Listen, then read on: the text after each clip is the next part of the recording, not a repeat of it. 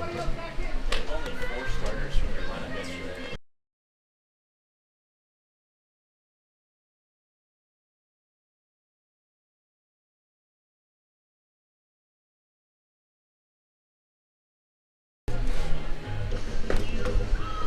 Hello and welcome back to Criswell Automotive Field. It's good to be back. I'm Tyler Lochte. He is David Lewis. We've got Nick Carls on the mound, and we've got the 2 first-place teams in the Cal Ripken League going at it here on this Father's Day. Happy Father's Day to all the dads watching at home and to all the dads here as well. David, Giants, they get back on track as soon as I leave, which is exactly what we thought would happen. 4-0 without me this year. And now they get the team that had the best record last season in the Cal Ripken League. They get them at home, and they get a team coming off of a win against the Big Train. It was a high-scoring game last night in Bethesda, but these first 3 innings have been the tell-all story for the Giants this season. In losses, their first 3 innings, they're outscored 5-34. But in wins, those first 3 innings, the Giants outscore their opponents 38-2. First pitch from Carls, lifted in the air, foul territory, right side, and off the net. A.J. DePaulo will start things off for the Aces.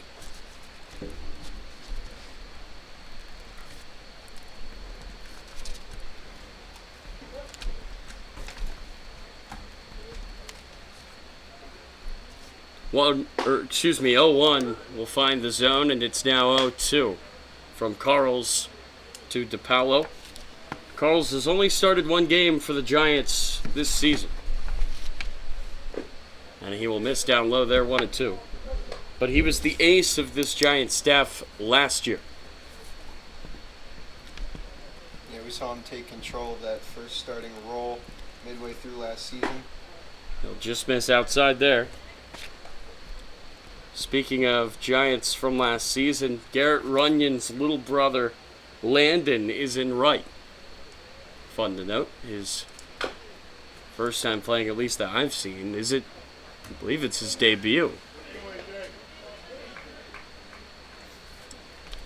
It's going to be weird to see Runyon and not say Garrett, that's for sure. 2-2. That'll miss high and away, and from 0-2 to 3-2, Carls has to be careful.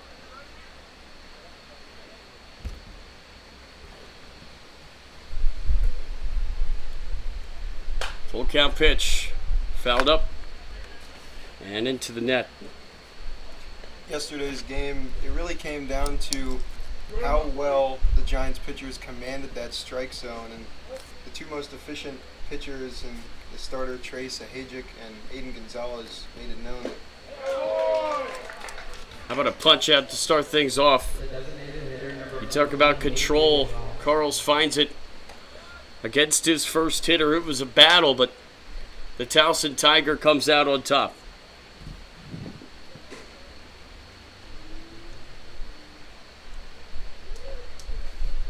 First pitch to Wingen Roth. He will swing and miss.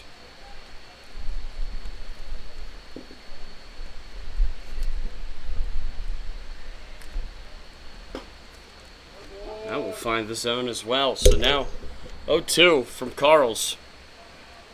And Wingenroth comes into this game batting .400, and he's only taken at bats against righties.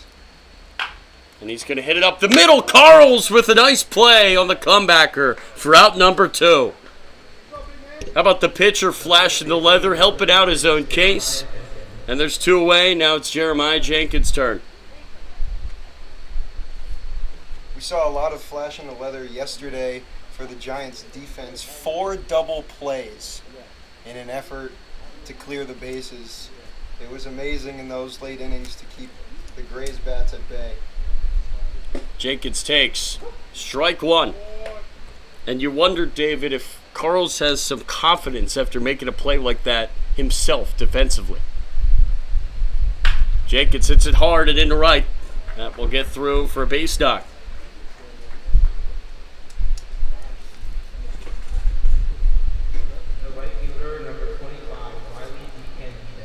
And now it's Riley DiCandido, the Maryland Terrapin.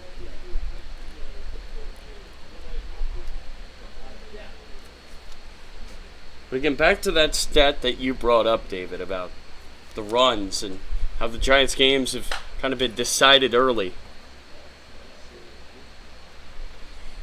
I just feel like starting pitching for the Giants, that's the most important thing. It seems that the bullpen, outside of the game, yesterday, when the starting pitching is really good, the Giants have not yet lost. That will help. I mean, Carl's on the mound here is just the second Giants pitcher to make multiple starts. Liam Deal had his third start on Friday against the Senators. Fouled back 1-2. That's right, because Ashton Chronister, who has had the best start for the Giants this year, that was his only one. And I think Hank Lippman, another guy we've seen multiple times, I think he's only started once as well. I think that rotation is kind of being figured out right now. And the Aces are struggling to figure out Nick Carls through one. That's another punch out for him. And we will head to the bottom of the first. Still no score here from Criswell.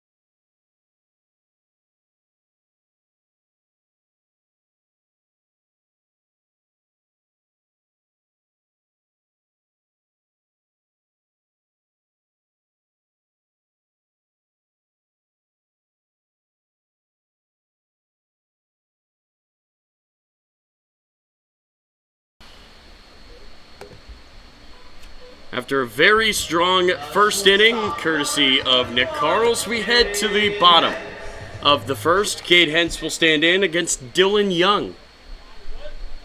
Young making just his second start of this Cal Ripken season. His last outing, he pitched just one inning in relief, allowing one earned run on 2 hits, striking out 2 and walking 2 across 7 batters faced. That one start, he went 6 against the Grays, only giving up 1 hit. Hentz takes outside, good choice. And again, it's not just the pitching, it's the offense. When the offense gets going early for the Giants, the wins, they come. Hentz will foul that one back. Powell trying to barehand that, or I guess catch it with batting gloves. I don't know if you would call that barehanding. It's not much support, but an interesting debate. Either way, he didn't make the play. I think he's mic'd up today. 1-1. Hentz. Foul. Yeah, yesterday there was a foul ball that hit off one of the fence posts and went right back into Barham White's glove, which was planted in front of him. It was really weird. I don't know if he That's interesting. saw it and made a reaction or if he just landed there. Hence will take high. Yeah, I always loved that, like, as a kid, watching guys in the MLB, catchers, where it's like the ball hits off the back and they put their glove behind them, make the play. 2-2. Hence, foul tips into the glove of DePaulo for out number 1. And now it's Brady Powell's turn, who may be the best of the Giants hitters this season. Yeah, he's been pretty consistent. Leads the Giants in hits, RBIs, but also strikeouts, as I mentioned yesterday. So, 2 good, 1 bad. And he'll swing and miss there. Now, as I look at the order of guys in terms of batting averages, everybody above Powell has at least 10 or more less at-bats. Powell will take, what a pitch, but it doesn't find the zone. So while he may not be hitting, for the best average, he's been very consistent this year. That'll miss high and away. And his thing, David, I think what he does better than anybody else on this team is just sending balls right back up the middle. Yeah, we've seen a lot of that. And guys like Aiden Robbins and Powell take very aggressive at-bats. And he'll hit this one hard to second base. Harity's there. He will make the play. And he will retire the Giants' second baseman 2 away. The first baseman, number 46, Danny Sheeler. And now it's Danny Sheeler's turn. He's a Giants legend for what he did, of course, in that big train game.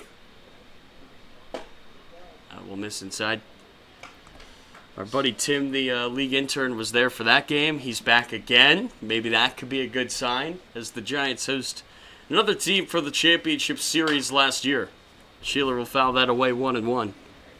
Sheeler was a defensive replacement yesterday, so I did not see an at-bat, but his last start back on Friday against the Senators, he went 3 for 4, 2 runs, Yeah, all hit singles. he plays a good first base. No swing and miss there. 1-2.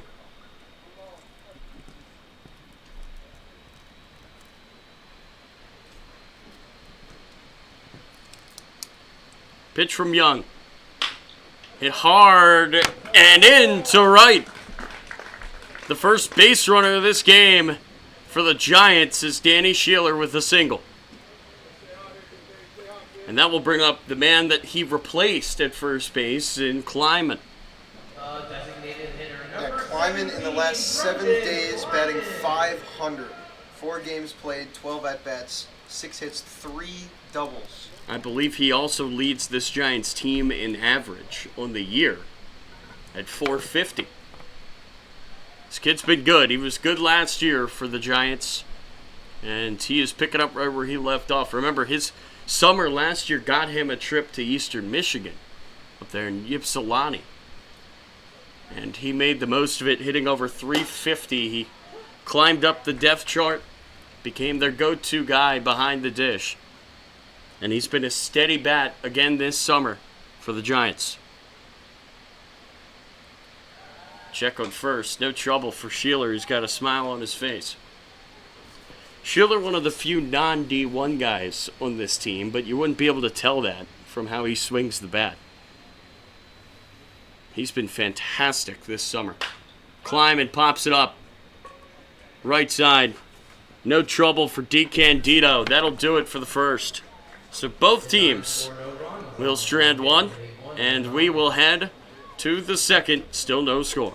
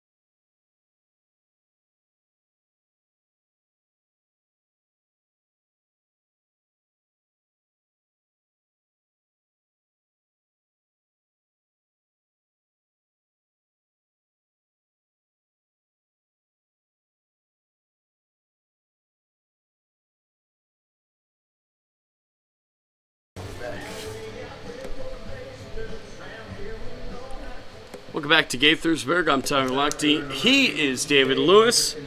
E.J. Hankerson, the former Calvert Hall Cardinal and current Maryland Terrapin. Pitcher, if that sounds familiar, will stand in now from the right side. For a kid who got, just a handful of at-bats in college, and who's playing his first summer in this league, I've seen this guy play a lot. Going back to his high school days, again at Maryland, very talented kid. 1-1. EJ will take a bouncer in from Nick Carls. So a batter who went to Calvert Hall in Towson, Maryland, against a pitcher who goes to Towson right now. 2-1. Hankerson will foul it away, and that will even the count. For Carls, I think the word that I would use that kind of best describes him is comfort on the mound, David. Yeah, he works at a very easy, steady tempo. He doesn't really get out of rhythm too much, especially if he does allow the rare base runner on. 2-2. Off-speed pitch. He got him looking. The second baseman, number 11, Brendan Harry. And now it's Harity's turn.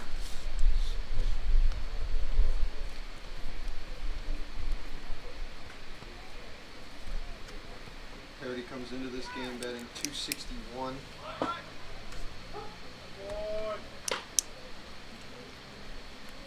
Yeah, .261. That's not bad at all for Harity. He's already made a play in the field tonight. 0-1. Another comebacker, no trouble for Carls. He makes the play again, and there's 2 away. The shortstop, number 26. Again, it's just comfortable. His second year in this league. He trusts his stuff. I saw him pacing around today in the outfield, and he looked at me, and he was like, the wind's blowing in. It's a nice day to pitch. Just in that tone. A bunt is attempted. Didn't pull it back. That's a strike.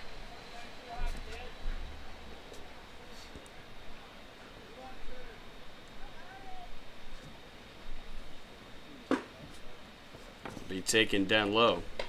Pre-game batting practice was, I'd say, a lot more fun than it usually is because the Aces elected to take BP in the batting cage today. Yeah, it seems like we were out there for a while.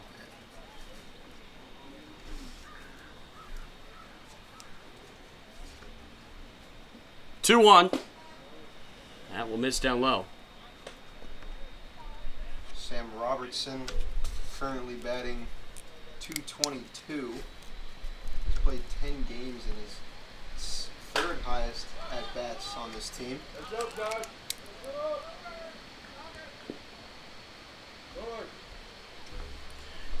Robertson trying to avoid another quick inning from Carls.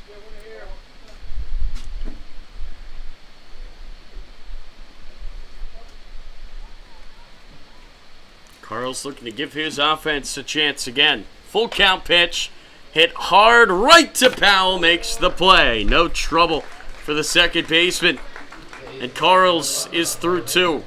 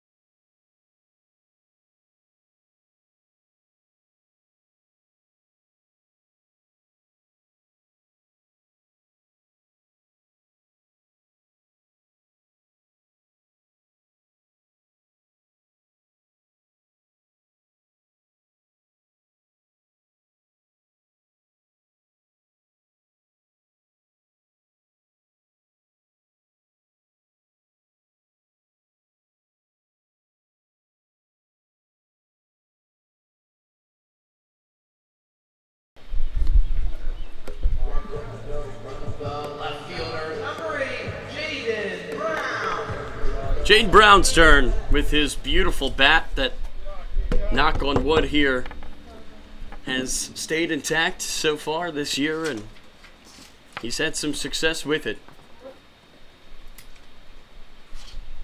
First pitch from Young to Brown is taken low for ball one. Brown went 1 for 3 with 2 RBIs and a run back on Friday against the Senators. Oh, it comes inside. Did that hit him? I heard something. I guess that hit the catcher's pad, and it's 2-0. It sounded like it hit his leg, but I guess it hit DePaulo, who seems to be a little bit shaken up there, but you have panic for a reason. 2-0 from Young. Upstairs. This is not who you want on the base paths with a leadoff walk. Jay Brown's legged out a triple this year. He's got serious speed. He'll take strike one on a pitch that had to be in the zone.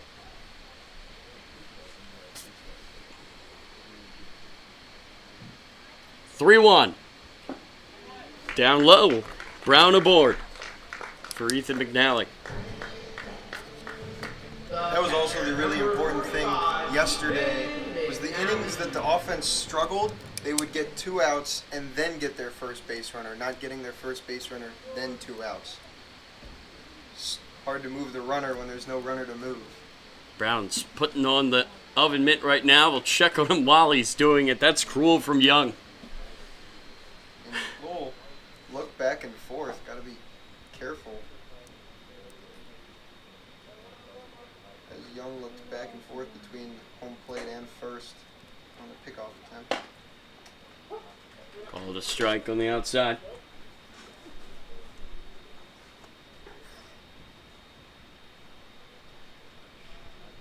Oh boy, looking at the track man. Same spot. This time it's a ball.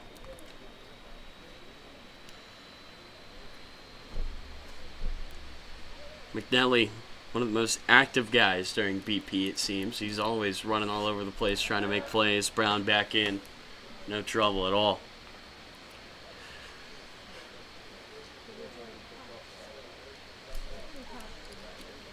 And that walk by Brown is the 70th by the Giants offense in just game 13. That's really impressive. And, you know, I've kind of missed this to start the year. You know, being able to use stats from this season to be able to kind of harp on storylines, harp on things that teams are doing well. That's just, you know, obviously not a thing at the beginning of the year. 2-1. McNally takes upstairs. Well, all 4 pitches here in this at-bat by Young have missed the zone. You could argue maybe the first one was close. It was called a strike, but McNally is not taking the bat off his shoulder. He will here. Pop it up. Right side. Long run. Foul ball. But now the count's full.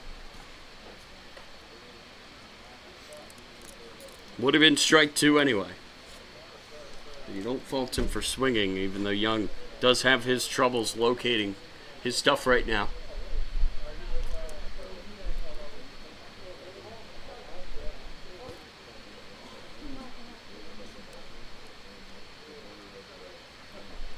Full count. McNally pops it up.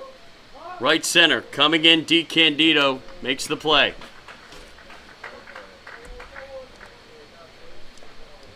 Now it's Tanner Visandize's time. Third baseman, number 6, Tanner Visandize. Visandize's first start at third. Really? Yeah, I believe he's had starts at shortstop and second. That surprises me. I mean, he it seems like he plays every game somewhere in the infield, but first start at third. How about it? We've seen... I'm sure he's come off the bench and played a little bit of third at times this year. Yeah, we've seen Colin Gibbs and A.J. Martin mainly at third base. I feel like Hentz maybe got a start early in the year at third. Maybe I'm wrong. That was Jake Butler's spot last year. Check on Brown. So again, it's 1-0 here in this count to Vicendize, and Young has had a little bit of trouble missing pitches.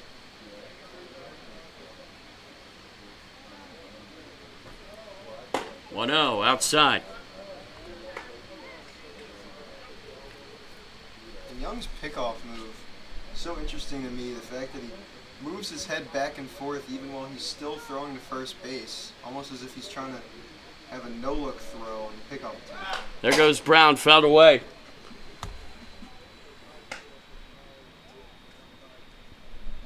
Would have been a 50-50 call. Giants trying to execute the hit and run there. I think that's something the Giants have done well. You know, stuff like hit and run and small ball, the little things.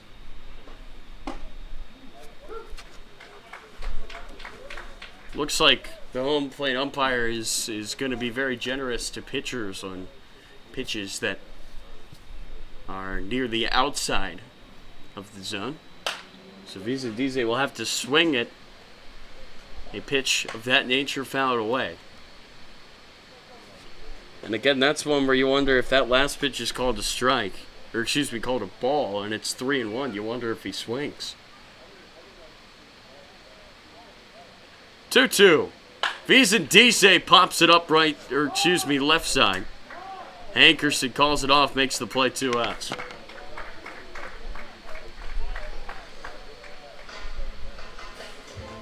The right fielder, number 25, Landon Runyon.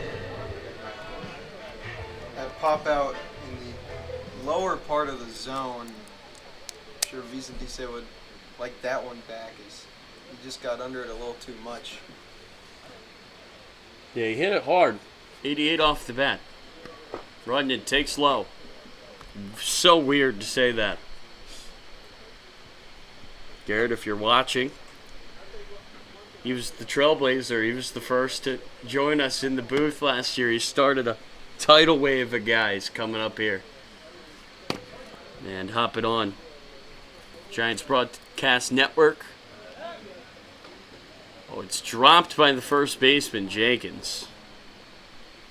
I don't know how. Warming up, I saw Jenkins miss a couple ground balls, but it's warm up, happens. Jenkins is a fantastic bat. That's why he's on this team.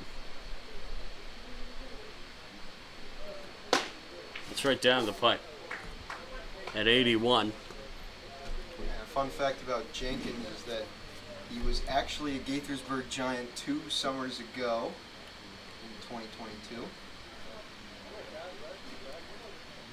1-1. Runyon takes, low and away.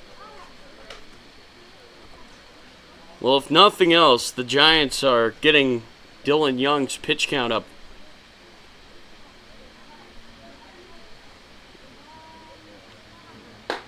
It seems like every at-bat is at least 4 or 5 pitches, if not more. Again, I don't think that the live stats is up and running right now, or I would tell you that pitch count. 3-1, inside, ball 4. Landon Runyon has earned a 2-out walk, and now it's Leighton Lackey. Number 0, Clayton Lackey, since changing his walk-up song, has really started to heat up. He's had a couple base running mistakes in the past couple games, but started to get some base hits and some RBIs.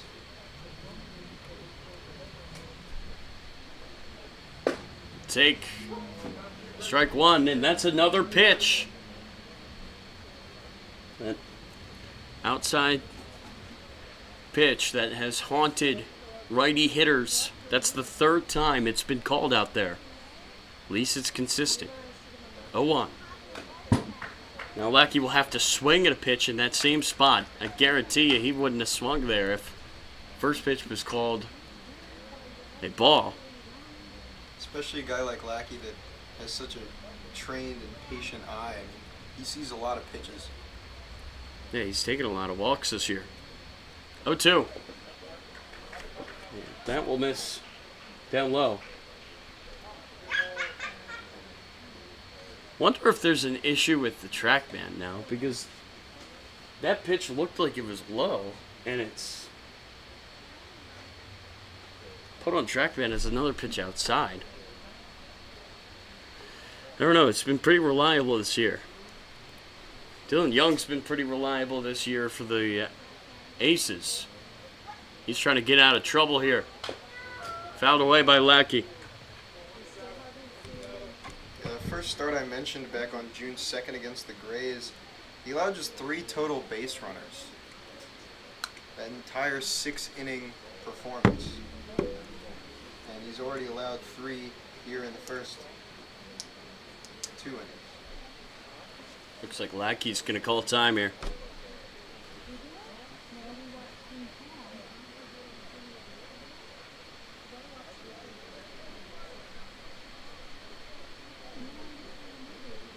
One, two.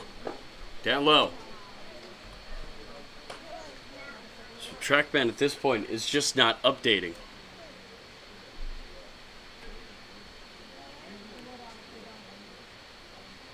So I can't tell you where these pitches are or how fast they're going. 2-2. Upstairs.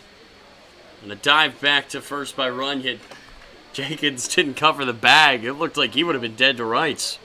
Now it's a full count with 2 outs. The runners are going to go on this pitch. If Lackey can put this in play, you know Brown's going to come around. Big pitch early in this game. Here it comes from Young. Lackey checks swing. Another outside pitch called a strike. And we will head to the third here from Criswell.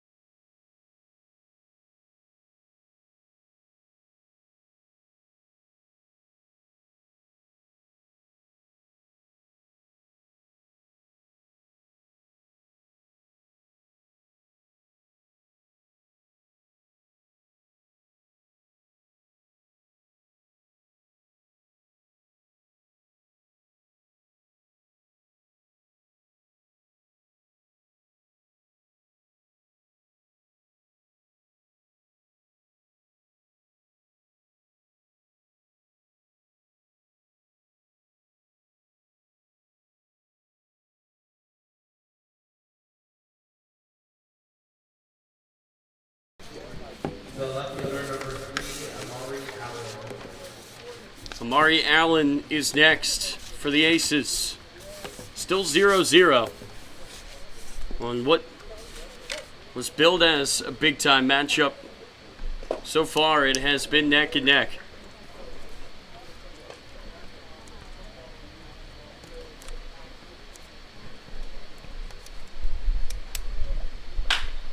It's hit hard off of second base.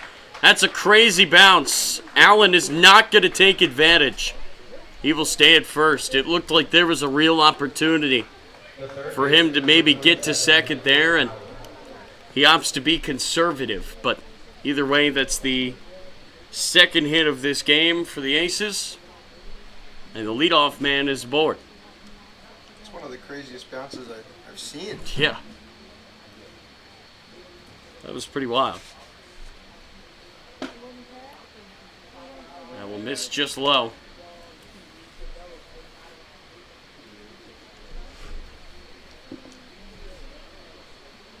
It's Michael Powell at the dish with the runner on first. He will swing and miss.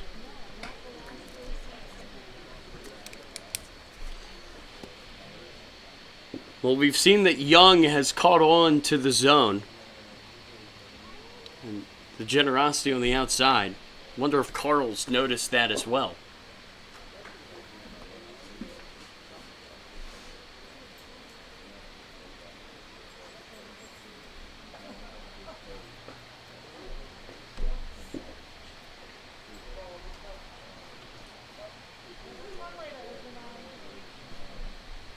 Here's the 2-1.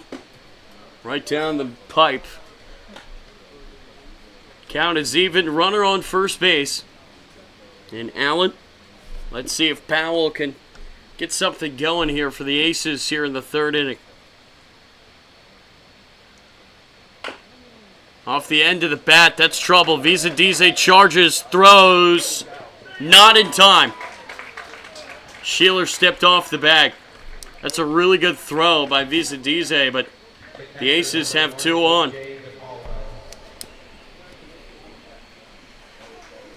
Biggest threat that we've seen in this game is right now for the Aces. Conversation for Brockway. I think he wants clarification on whether or not Sheeler was off the bag.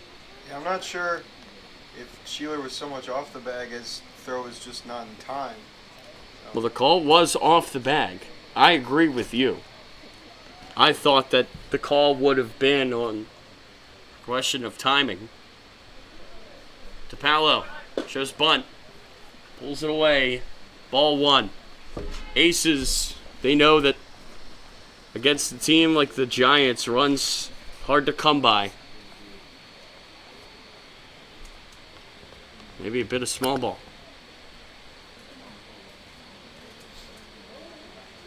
Got a miss away.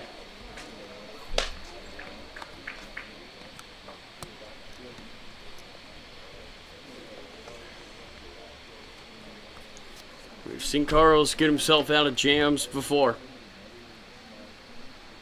2-0. High. Another ball would mean bases loaded with nobody out. Against an Aces team that bladed 13 runs last night in Bethesda.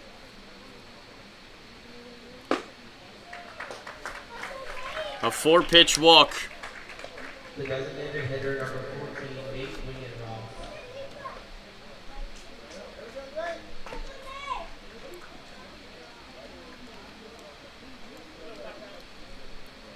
Coach Caposa's going to come out and have a conversation now with Carls as the Aces have him loaded with nobody out. Nate Wingenroth at the dish. Wingenroth batting .400, yes, but it's just across one game, and that one game was back on June 2nd. That same game against the Grays that their starter Dylan Young also started. In that one game, he had 2 doubles, 2 RBIs, and a strikeout. So hard-hitting bat for sure with the bases juiced.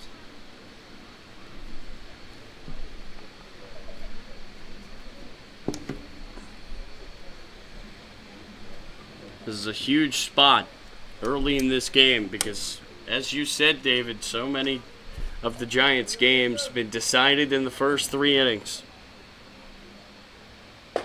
Their run differential in wins versus losses through 3 frames has been outrageous this season. That's 5 straight balls from Carls. Has to get it in the zone. Not there. And Wingenroth is just saying, hey, throw me a strike. He's challenging him. Carls will do it there. Much needed pitch will clip the high outside corner. 2-1. Swing and miss.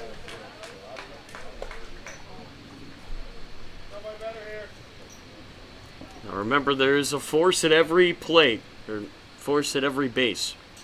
The pitch. Swing and miss! Carls with 3 straight strikes after 6 straight balls. And there's 1 away for Jeremiah Jenkins, the former Giant. Jenkins had a monster home run last night in Bethesda. Take low, that will get away from McNally, but the really short backstop here at Criswell will mean that everybody will stay put.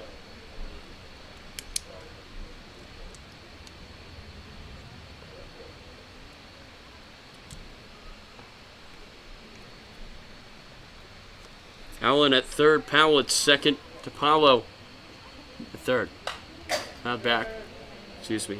Yeah, Allen at first, Powell second, DePaulo at third. And Jenkins has had back-to-back springs with 20-plus home runs for the University of Maine.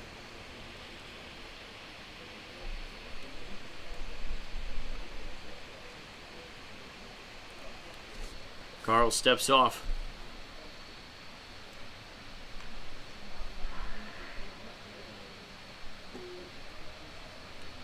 One pitch. Jenkins takes. Called a ball. Seems like the generosity in the outside shadow of the zone is only extended to righties so far. 2-1. Jenkins takes. Nope.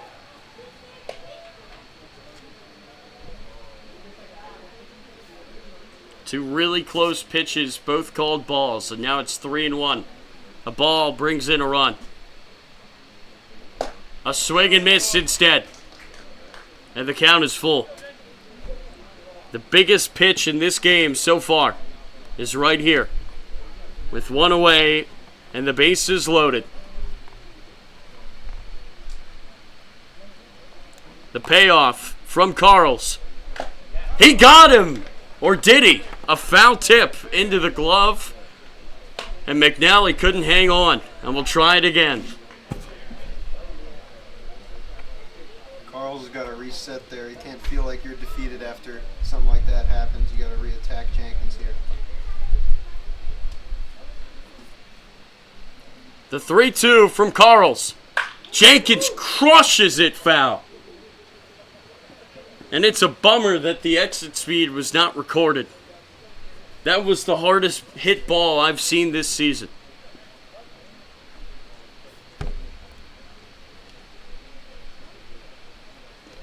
Full count. Upstairs, and it's 1-0 Aces.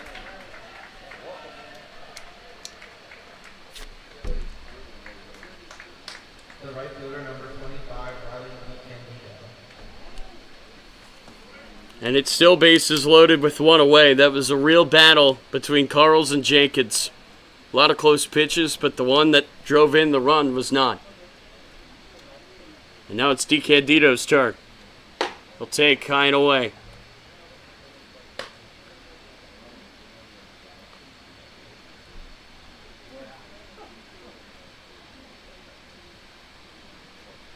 One-0. Fouled back into the net.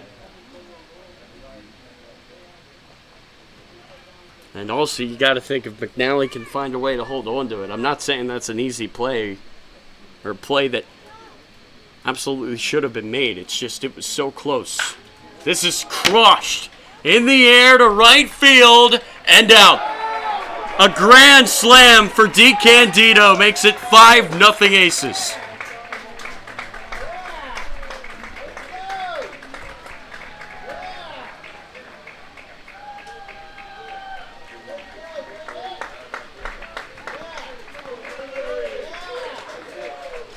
.372 feet, 99 off the bat. And Carl's day is done. So we will step away, hear from Criswell with one out in the third.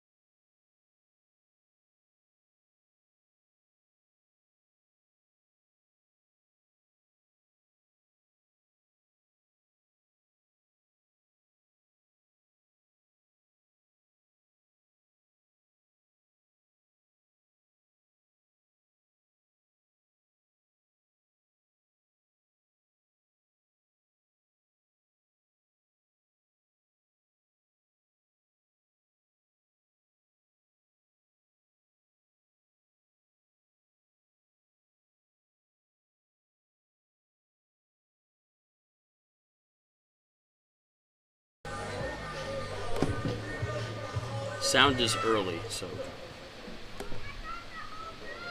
Center fielder number 2, E.J. Henderson Jr. E.J. Hankerson will stand in next after he saw his Terp teammate destroy a ball in the right. That will miss low. So Jackson Bauer is in the pitch now. Bauer is making his third appearance of the season. Hankerson hits it in the air to left this time. Under it is Jaden Brown for the second out. That was hit 94 off the bat. So Hankerson accounting for both outs in this inning. That was his second time up. Struck out his first time up. And now Brendan Harity grounded out to the pitcher. Showing bunt. Did he pull it away in time? He did. An appeal is not going to get the Giants the call, and there's a lot of anger coming out of the Giants dugout.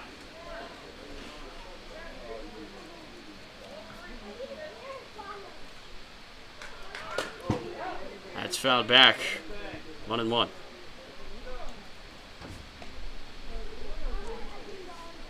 Well, the long ball has not been surrendered often by the Giants this year, but when it comes, it seems to be at the worst times, early in games, and it seems to be multiple runs. That's hit hard into the net. I think back to, and it's always Maryland guys. I think to Coy Swanson and his 3-run homer that put the game away for the Crop Dusters. And we'll miss just low, 2-2 now.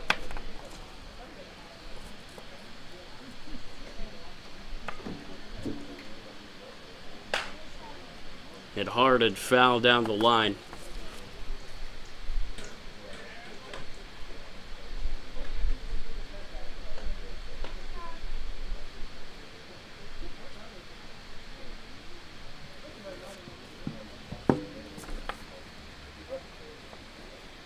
Two-two pitch. Swing and miss.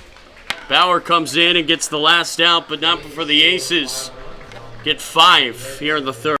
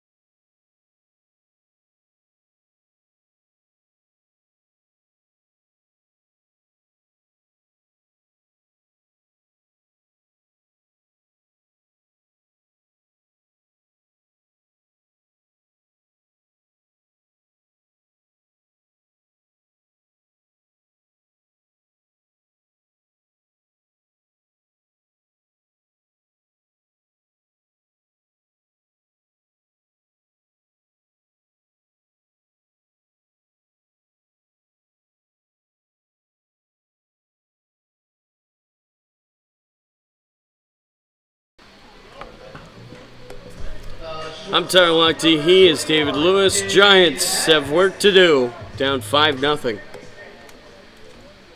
After seeing their ace from last season chased out of the game in the third inning.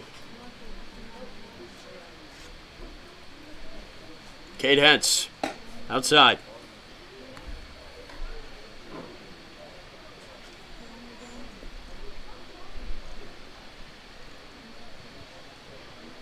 The 1-0. Hit hard and into the gap. Hentz is going to have extra bases here. And he can fly. Is he going to think 3? He will. The throw in is not nearly in time. A leadoff triple for Cade Heads.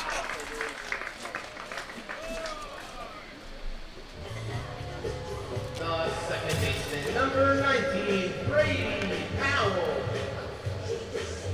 And now it's Brady Powell's turn. Great job by Hens to get that into the gap and start this inning off with 1 run, now 90 feet away. Exactly what the Giants needed. Now it's Powell. He'll take high. Well, they say Giants never quit, and there's a lot of baseball left to be played.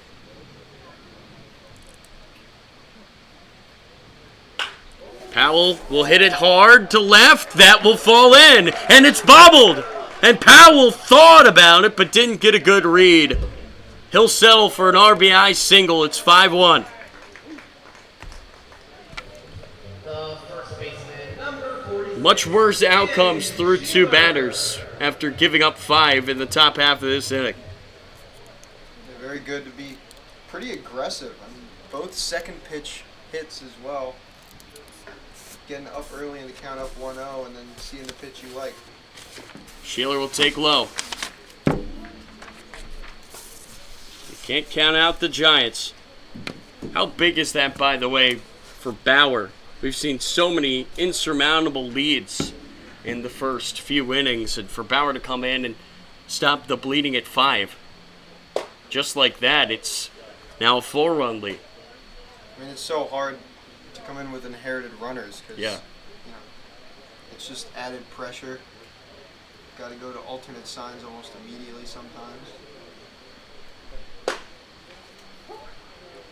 I'll just clip the top of the zone.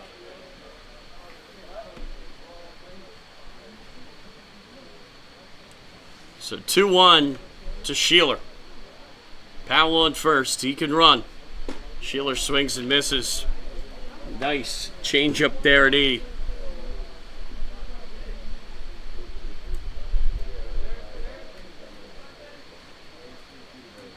Two. He got him. 75 that time. Low in the zone, and now it's climbing. The designated hitter, number 17, Brendan Kleiman.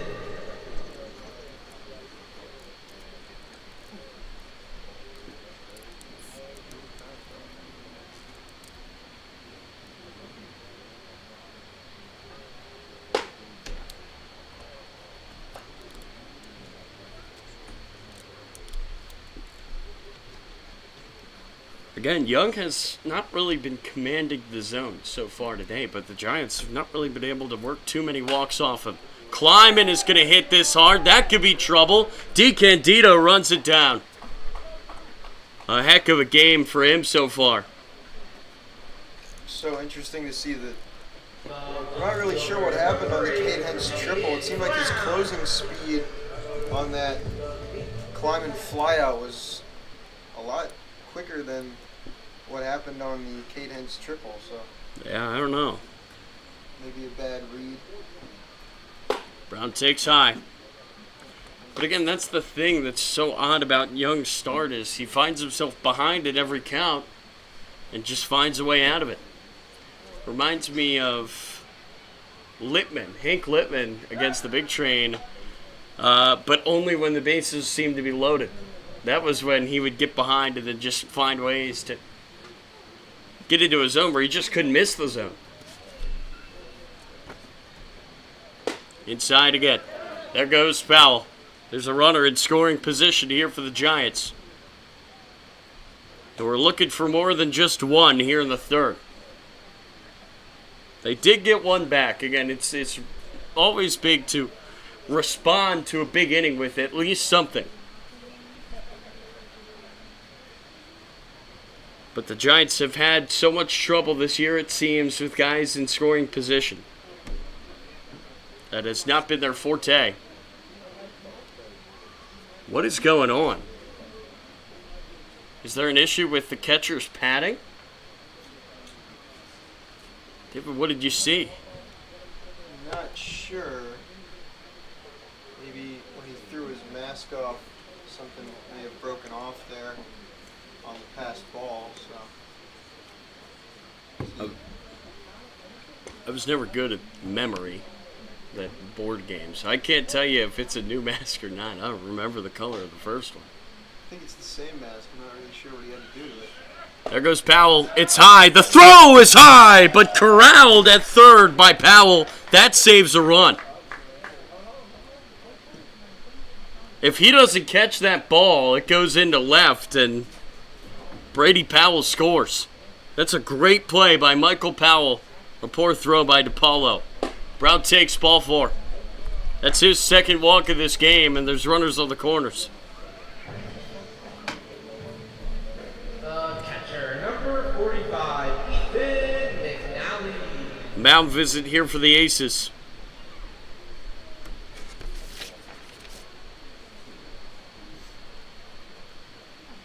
McNally has struggled his past few games and has been hitless his past 3 starts, so he's got to change that here with runners on the corners. Now would be a good time. It'd be his first hit since June 6th, 10 days ago. He has 2 hits this year, but 4 runs. He's also stolen 2 bases, which is pretty nice for a catcher. He's drawn 6 walks while also striking out 7 times, so he finds ways to get on base. McNally's going to hit it into left, and he will come through. Scoring is Powell. It's 5-2. And he didn't waste any time doing it. First pitch he sees, he hits it hard into left at 87 off the bat. Now it's Visandize's turn, and how important is that, David, for the Giants to get another on the board here in this 3rd inning? It's very important. They haven't had a comeback effort bigger than 2 runs all season be completed, and that was against the Big Train. They were down by 2? They were down 3-1, I believe, and they came back to win 4-3 with the walk-off by Sheeler. I could have sworn that game was 2-2. I could be wrong. Either way, Giants want to come back. Visandize takes low, 1-1. I think it was 2-2 because remember the Giants had that sacrifice fly that tied the game. And then you had that go-ahead 2-run hit. 1-0 upstairs. Or excuse me, 1-1, now 2-1. 2 Giants are on the base paths. Both of them are quick. Visandize trying to keep this inning alive for the Giants. 2-1. Visandize will rip it to short, and it's caught by Robinson. What a play by the Aces shortstop to end the Giants' threat, but they get 2 back. You're watching the Giants broadcast network.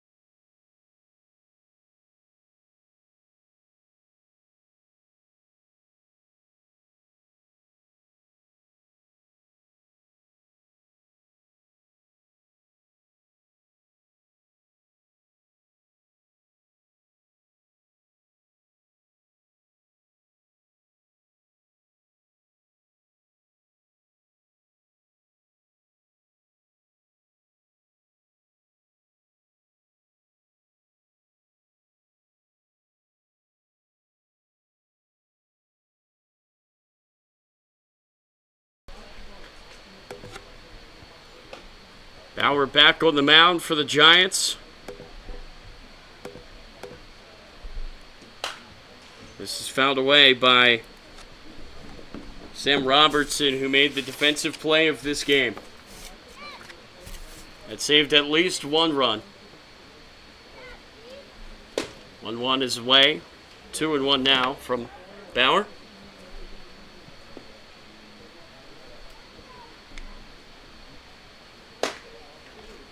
That will just miss outside again. That call. The zone has just been so inconsistent on the outside to righties. Same spot. Ball 4. Robertson hesitated there. He almost thought it was going to be a called strike. It looks like it may have clipped the zone. Maybe not. Now it's Amari Allen. That will miss low. And fun fact about Robertson, he was given a perfect game grade of 9.5. Wow. Which puts him easily in the top 10 rounds of draft picks. Powell to second, Hentz to first, a double play for the Giants. The third baseman, number 27, Michael Powell. That's smooth from the middle infield.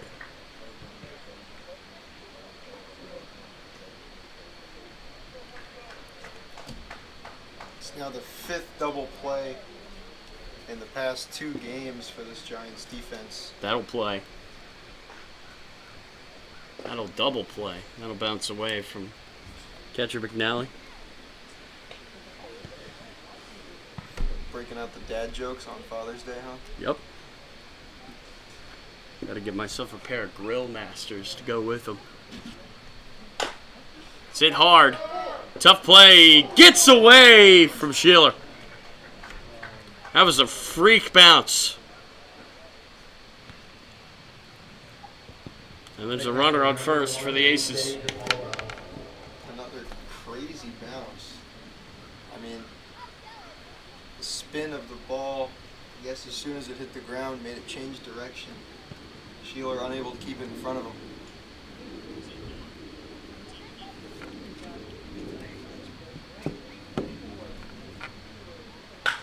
This is hit well down the line, left field, and foul.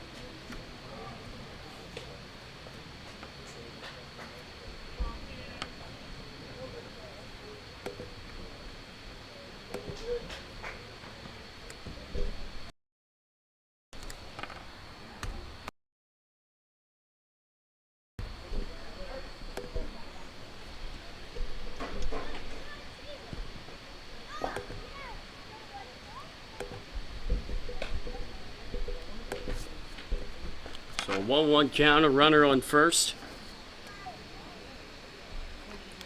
Should be said that the Aces blew a 5-0 lead just yesterday. Popped up, right side. Called off by Powell, and that's a good inning from Bauer. We will head to the bottom of the 4th.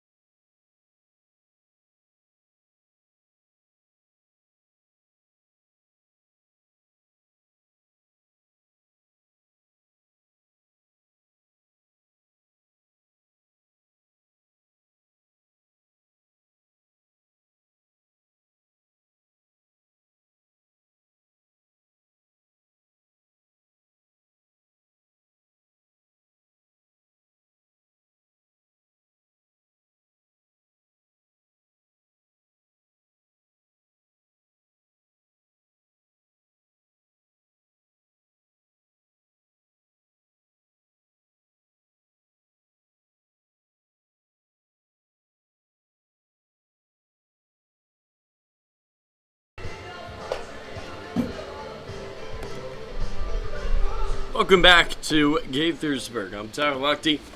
He's David Lewis. Kyle Miller on the mound. Mixed bag for him so far this year. Yeah, he hasn't allowed a hit, just one unearned run, and 5 walks across 2 2/3 innings in his 2 appearances. Longwood Lancer on the mound. 6'5", soon to be sophomore. A big righty. 220. Interested to see how hard he can throw. I see 63 up there.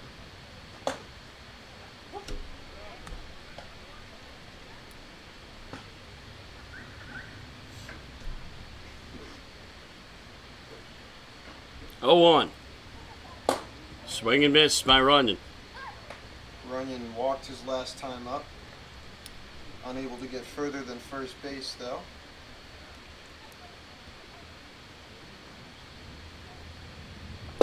Oh, 2 down low at 90. If he really did throw a 63 mile per hour breaking ball, I wasn't really looking. I was looking at his numbers on the year. But that's what TrackMan said during warm-ups. This guy, oh my goodness, strike 3 called on Runyon. That's the first time that we've seen a call outside on a lefty go the Aces' way.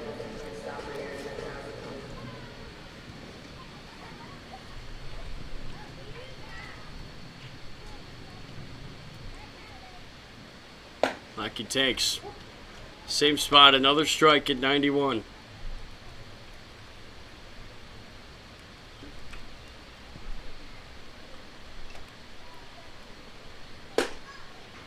Swing and miss that time. At a pitch outside, Lackey felt like he had to go and swing at it.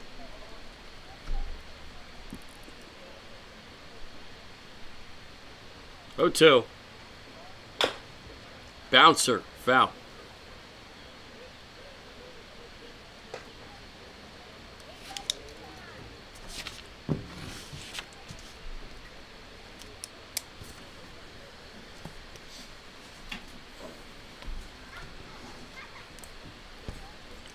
Oh, 2 pitch to Lackey. Takes outside. Oh, it's called a ball. Maybe that swing and miss on strike 2 made the umpire rethink his zone a little bit there. Maybe. If you're a Giant, you'd say hopefully. Now we'll miss inside. Now Lackey, no stranger to walks, is he, David?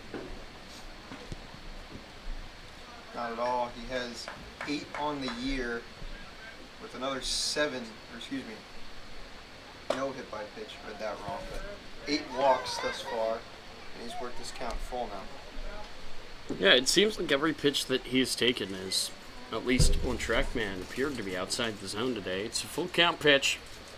Lackey hits it hard to first. Jenkins, nice play. 2 outs.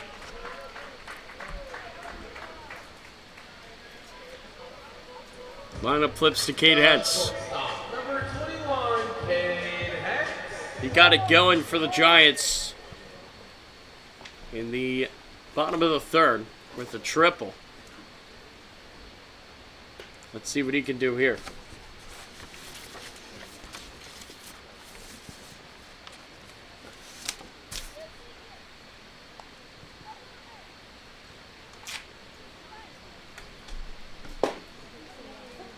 No doubt about that one.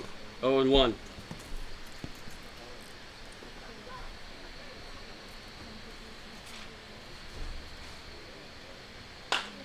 Popped up.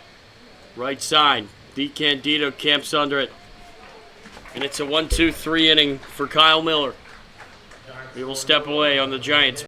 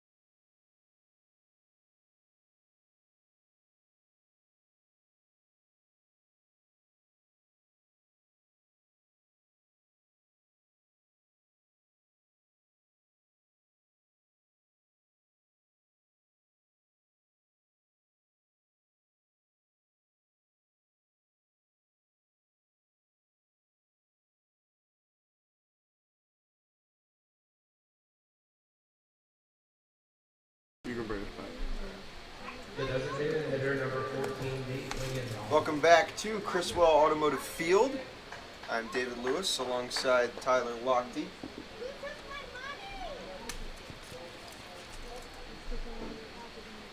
Stepping in now is Nate Wingenroth. Struck out his last time up.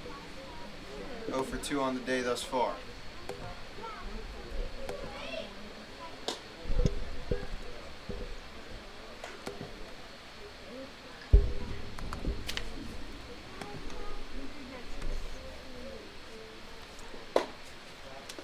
Bauer's now missed all 3 of his pitches here in the top of the 5th inning.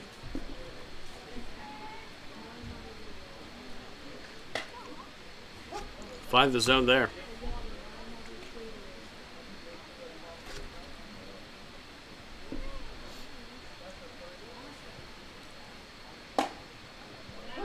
Do it again.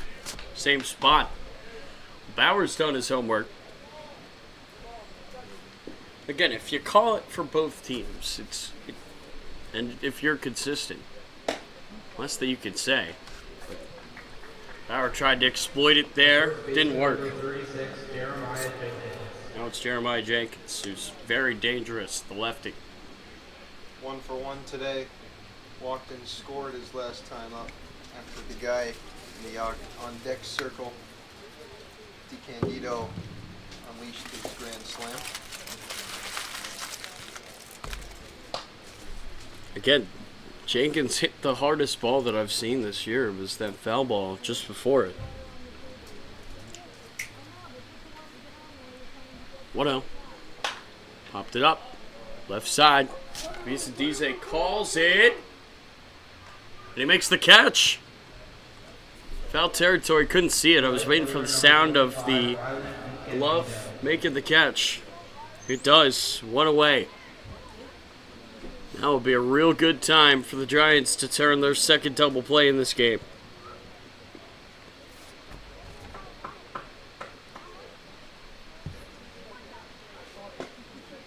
DeCandido will take low and away. That one just missing the low outside corner. I'm sure that's exactly where Bauer wanted it. 1-0 popped up again into the net. And again, this is a guy who's had the Giants' number a lot this season. Remember, he had a really good game when I was down in Alexandria alone. Big win that was for the Aces. Slow out of the gates, but they've started to find their form now.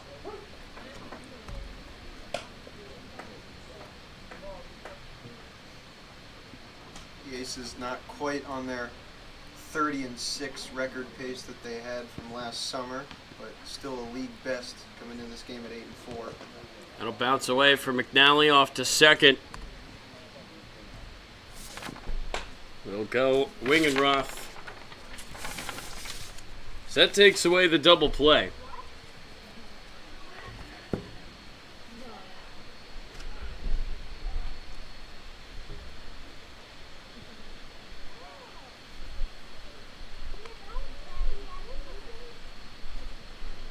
Two. Fouled back.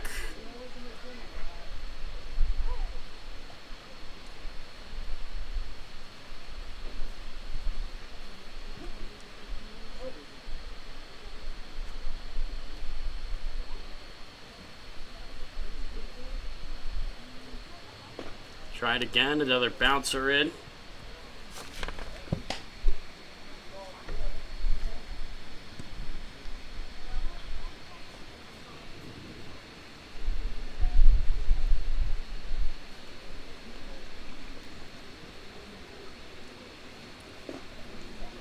Another one.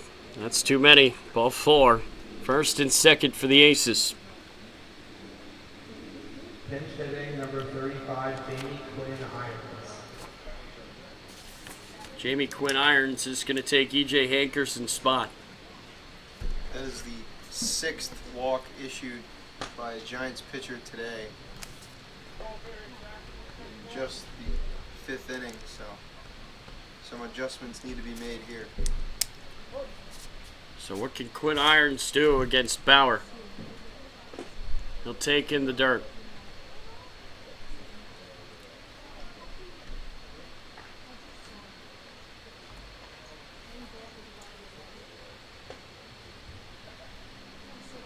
Looks like there's some action in the Giants' pen.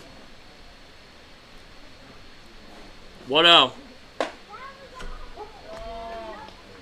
Bauer taking advantage of the outside part of the zone. So first and second for the Aces, 5-2 game. 1-1 pitch, outside.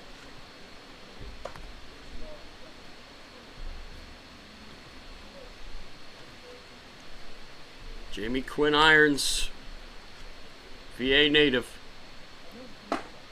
Take outside. Aces are ball away from loading up the bases again. Last time they did that, it was a grand slam that brought everyone home. And that's low.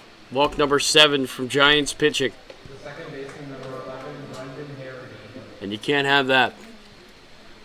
Yeah, especially against Quinn Irons, who has a strikeout rate of nearly 33%. This early in the season, you got to attack guys like that. It's Capoza, who will head out again. But that's the thing, you know, with the Giants and with the Aces, or excuse me, the Big Train and the Aces.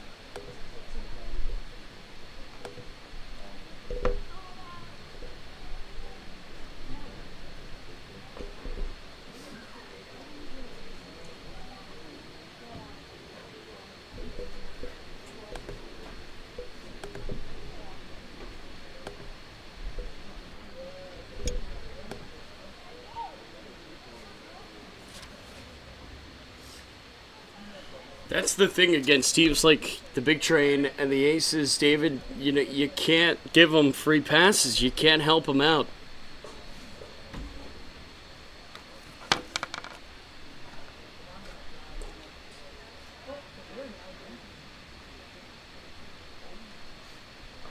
First pitch swinging is Harity.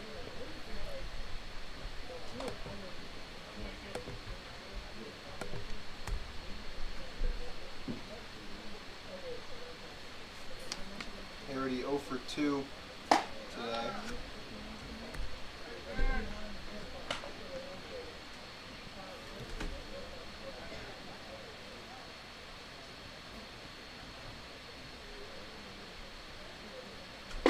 Swing and miss.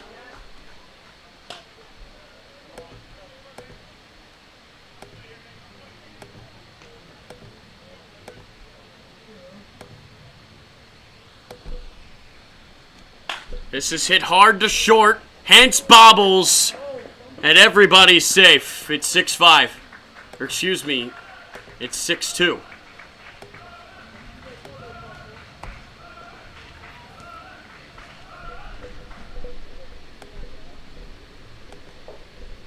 Sorry for the technical difficulties with our camera.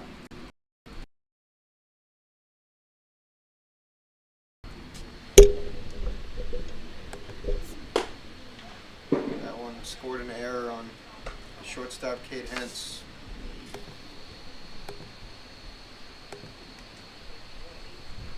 Yeah, errors and walks have been the killer today for the Giants. Don't miss outside.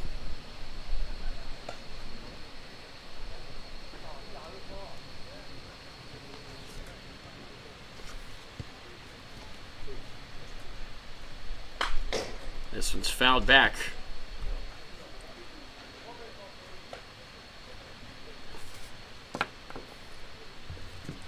Giants needed a clean inning. As a father, And that's not what they're getting here, as the bases are still loaded with one away in a 2-1 count. Here to Sam Robertson. Robertson swings and misses, 2-2.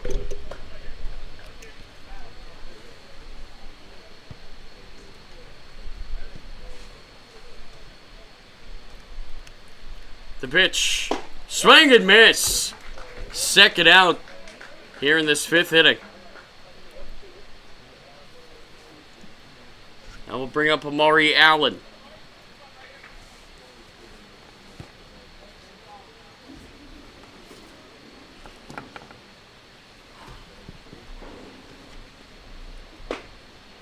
First pitch to Allen is in the zone.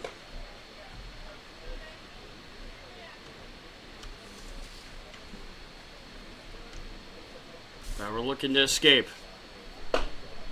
His second pitch to Allen's in the zone. Strikeout would get the Giants out of trouble.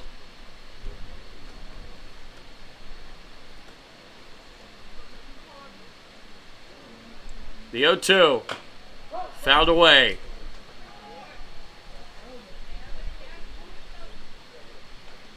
Amari Allen returning to the Aces for a second year, and just in these 8 games, he's matched what he did in 12 games last season.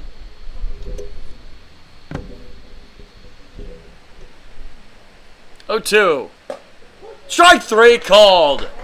Bauer will strand the bases after the Aces get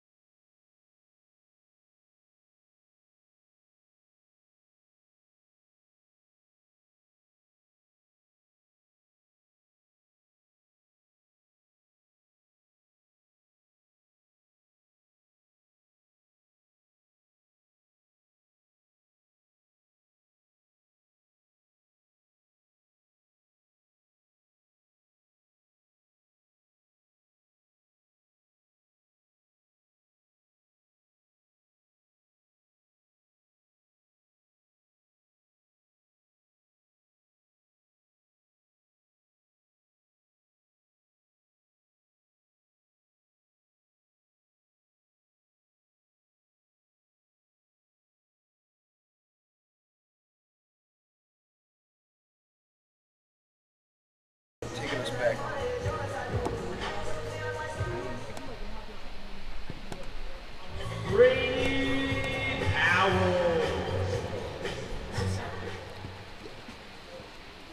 Powell at the plate as the Giants look to get back into this game.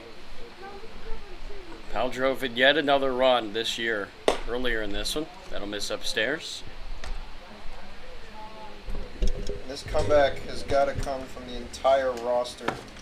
Yesterday, Inside. 7 out of 9 Giants had a run. 8 out of 9 Giants had at least a hit. So you got to have all parts of this lineup contributing if you want to come back against the Aces. Inside again. 3-0.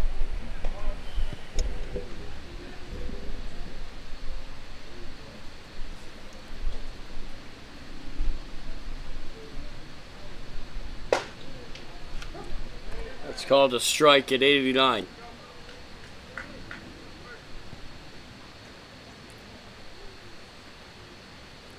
The 3-1 pitch. Howell will swing at a pitch right down the middle, foul it into the net.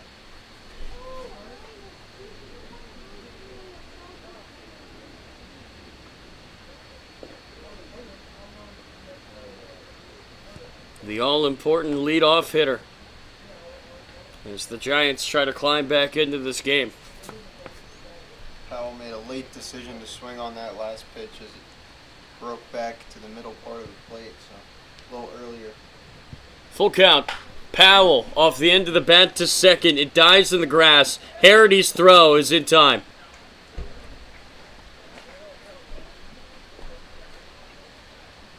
And now it's Danny Sheeler. Number 46, Danny Sheeler. Just 63 off the bat, and then it slowed down and almost gave Powell a chance to reach, but still just about a stride off. Sheeler takes high.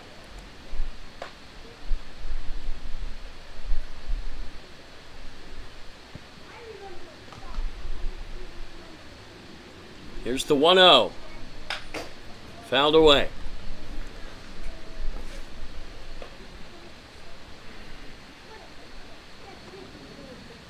Well, the last time the Aces put up runs, the Giants responded with multiple. Sheeler will chase a pitch outside.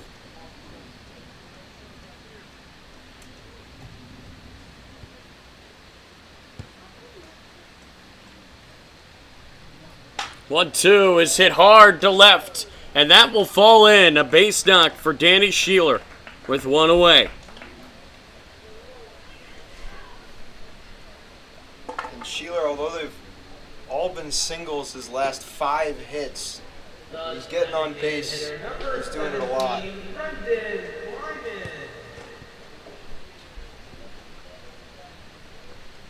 What's interesting to me, though, is left fielder Amari Allen's had a couple late reads on balls hit his way, and sunglasses remain on his hat. That'll miss. Ball 1. See, he stares right in the sun from left field.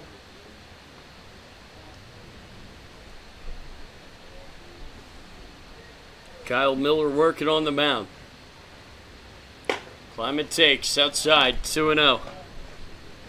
Kleiman, Jaden Brown, Ethan McNally.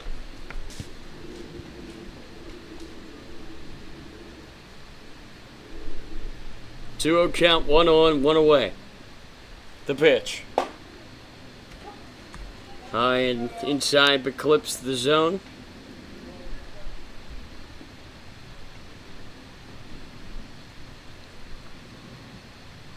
Can the Giants find their way back?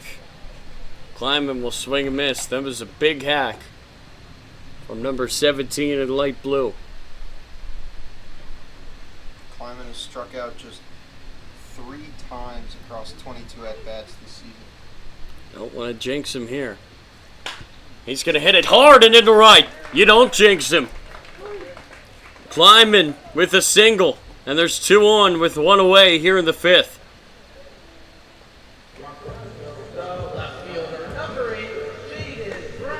And Kleiman's unbelievable hot streak continues. Well, if you want to hear how much damage the walks issued by Giants pitching has done to them today, they're now out hitting the Aces 6-5, and they trail 6-2. Brown takes, strike 1.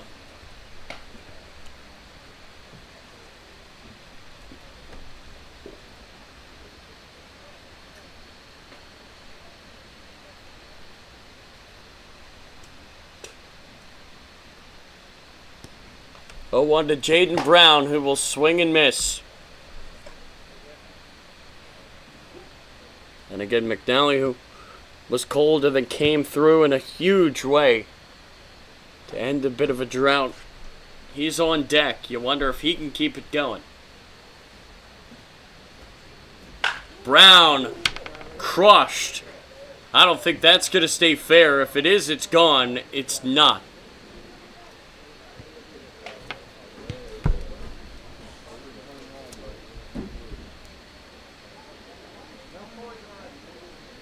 How close was that to 6-5? I mean, just a little too early on that swing. He likes to pull the ball. In fact, he loves to pull the ball. We saw in BP today the power he has when he pulls it down that right field line. 0-2. Brown takes, strike 3 called.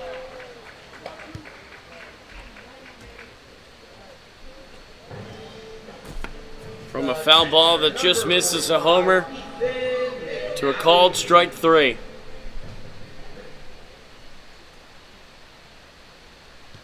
It's been a story of Close but no cigar for this Giants offense today. Can McNally pull them back into this game with one swing? First pitch to him, nope. A check on second.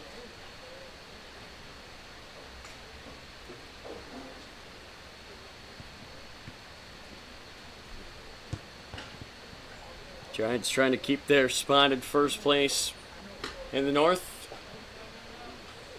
Oh, that's a really clever play. It is throw that's not in time, but that is...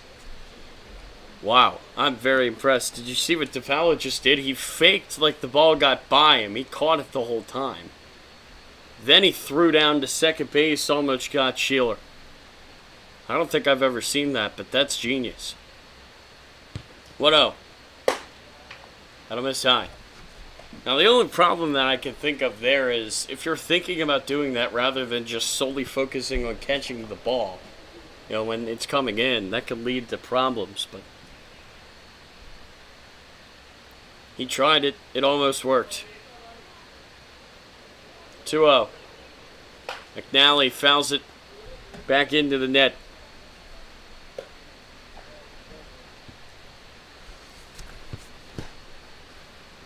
Again, you always want to respond to a run with a run.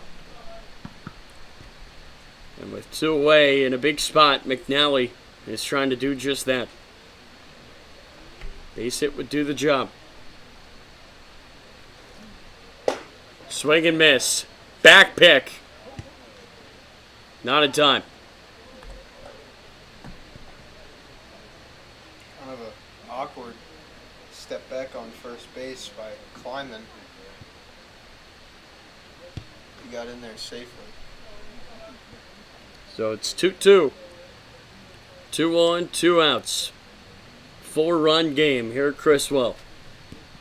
The pitch. McNally fouls it back. He'll stay alive. It's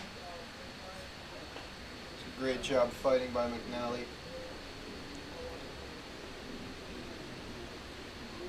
And every runner in this game is so pivotal. He's got to find a way to battle back here. 2-2. McNally hits it hard right at DeCandido. Makes the catch. Unlucky for the Giants, as they will shred 2 more. You're watching the Giants Broadcast Network.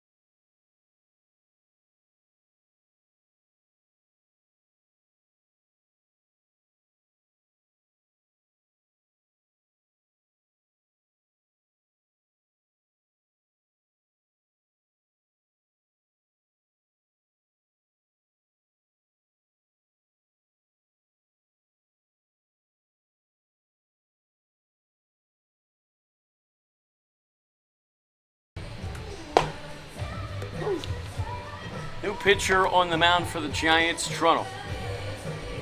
Yeah, we've seen him just once this year in that 14-6 win against the Crop Dusters back on June 4th. He pitched 1 inning, gave up 3 walks, 1 strikeout, 6 batters faced. So looking to avoid that walk issue he had in his first outing, and the same issue that's plagued Giants pitchers all day.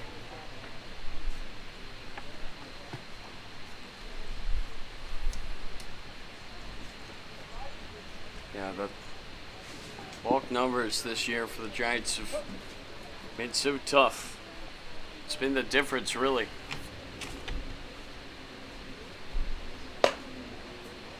First pitch will miss.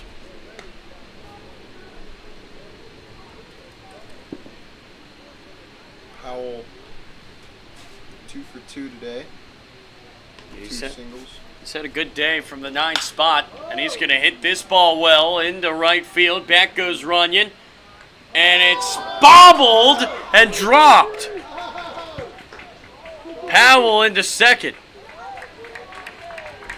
Runyon had trouble with that glove during BP, and that time it literally hit the glove square in the middle of it and popped up. He said, I believe it was a new glove. I don't know how that scored a hit, but it is.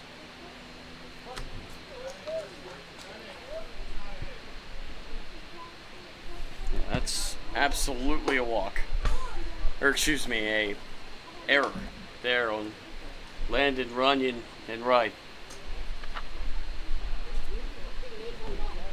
I mean, the closing speed Runyon had to catch up to it in the gap. Yeah, I mean, it was a great play. It's just his glove doesn't work. Like, that's literally what's going on. His glove is not broken in. That was in his glove, and somehow it popped out. Second error from the Giants today.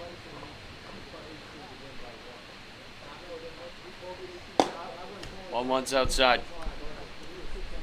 It would have been a heck of a play if he got there. And he almost caught it second time because it shot kind of straight up and towards the fence. Yeah, I thought he was going to get it.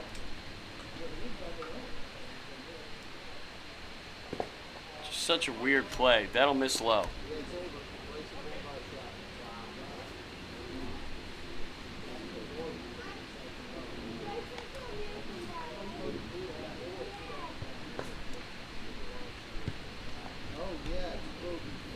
Paulo, the incoming freshman for the Vanderbilt Commodores.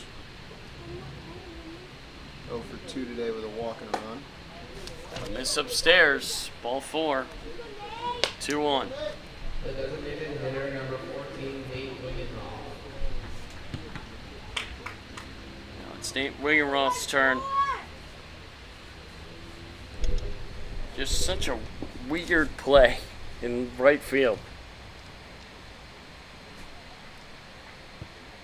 I don't know what our cameras got of that.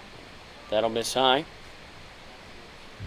For Trundle, it's the same problem that he had in his first appearance. Now, he walked 3 and somehow got out of it without giving up a run. That was against the Crop Dusters on June 4th, so it's been a while since he's last pitched. 1-0. Another bouncer in. McNally won't let it go far. Powell didn't get a great read on that. Thought he might have had a chance to nab third, especially with the righty Wingenroth at the plate.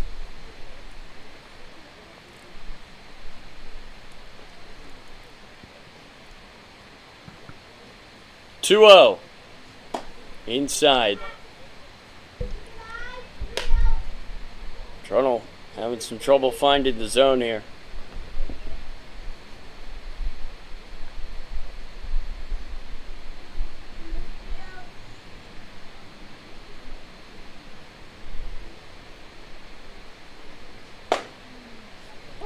No such trouble in that pitch. He'll find it 3-1.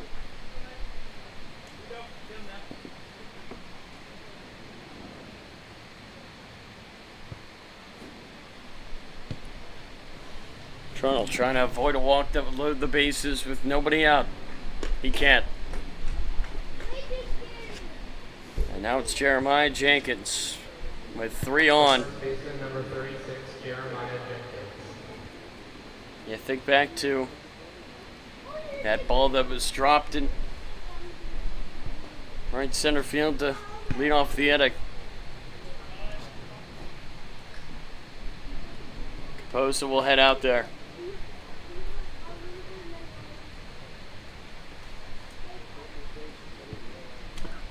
Caposa's got to find something to fix with Trunnell here, as it's now his 5th walk and just 9 batters faced this season.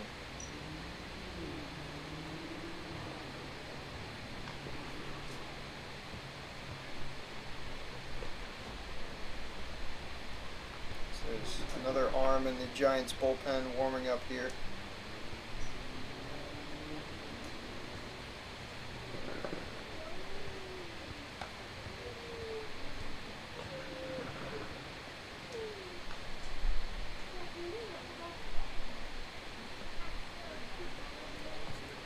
Umpire and Caposa sharing some laughs as Caposa will head back to the dugout.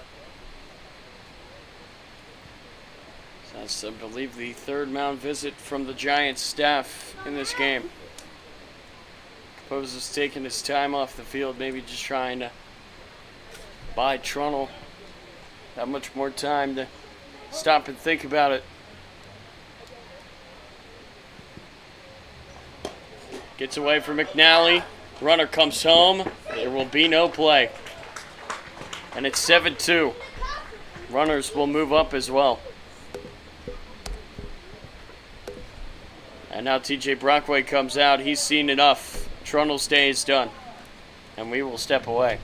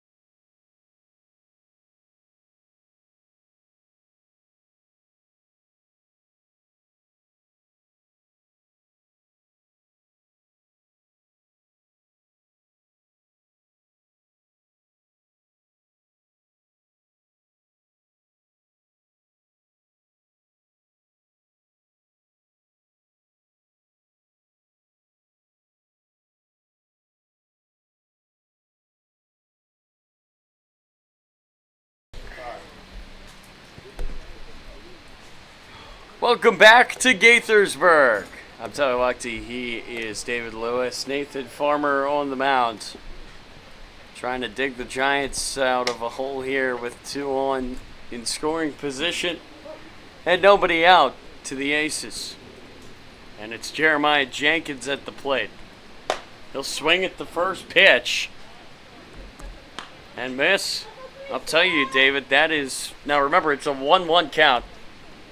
Because of the wild pitch that scored the run. 1-1. Just high. That first pitch to Jenkins, I don't know what changed, but that was better than anything he threw in warm-ups. I mean, that was perfectly in the top inside corner. 2-1. Off speed, misses high. This is Farmer's second time facing the Aces. He appeared in that first game. He went 1 inning, didn't give up a run, but did give up 2 hits. And with 2 runners in scoring position, can't let that happen. 3-run. Outside, bases loaded. The right fielder, number 25, Riley DeCandido. And now for the second time with the bases loaded, Riley DeCandido will step in. If you're an Aces fan, you fondly remember what happened last time. He sent the ball 372 feet out to right.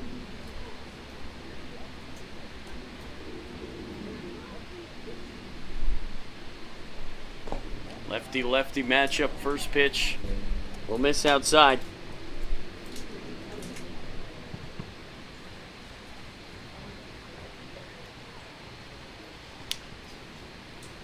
Bases loaded, nobody out. Aces trying to break this thing open. DeCandido into the gap and right. That will score 2 more. Oh no, stopping at third is Wingenroth. I can't believe that hold call. Either way, it's 8-2. Man, that is very conservative from the Aces. Now, there is still nobody out. I guess the Aces thinking bigger picture now. Yeah, I would agree. They might just want to keep pressure on, nobody out, and still have the bases loaded. I mean, you can't really go wrong in that spot. That ball's hit hard to third. Vizendize steps on the bag, throws across in time. A double play, but a run does come home. Tanner Vizendize is flashing the leather. Number 11, Brendan Harry.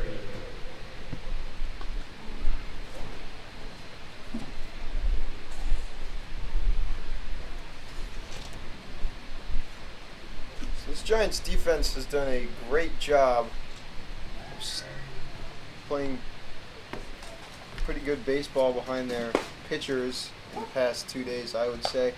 A couple errors today, but this infield has looked great. 0-1 count. Farmer trying to get out of trouble. He'll find the zone. 0-2 now. So the Aces will plate now 3 runs in this inning. They've only had 1 hit.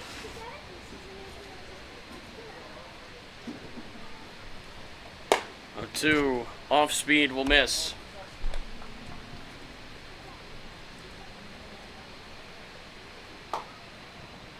The runs will be attributed, all 3 of them, I believe, to Toronto. One of them would have been unearned.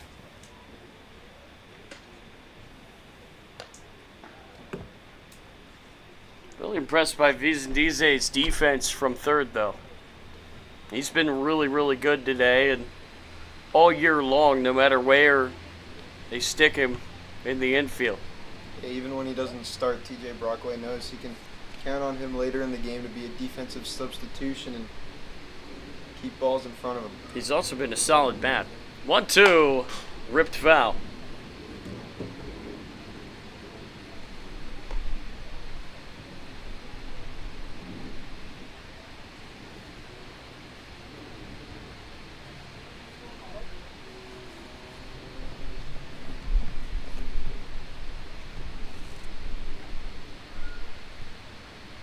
We'll try it again, 1-2. This time it'll miss low.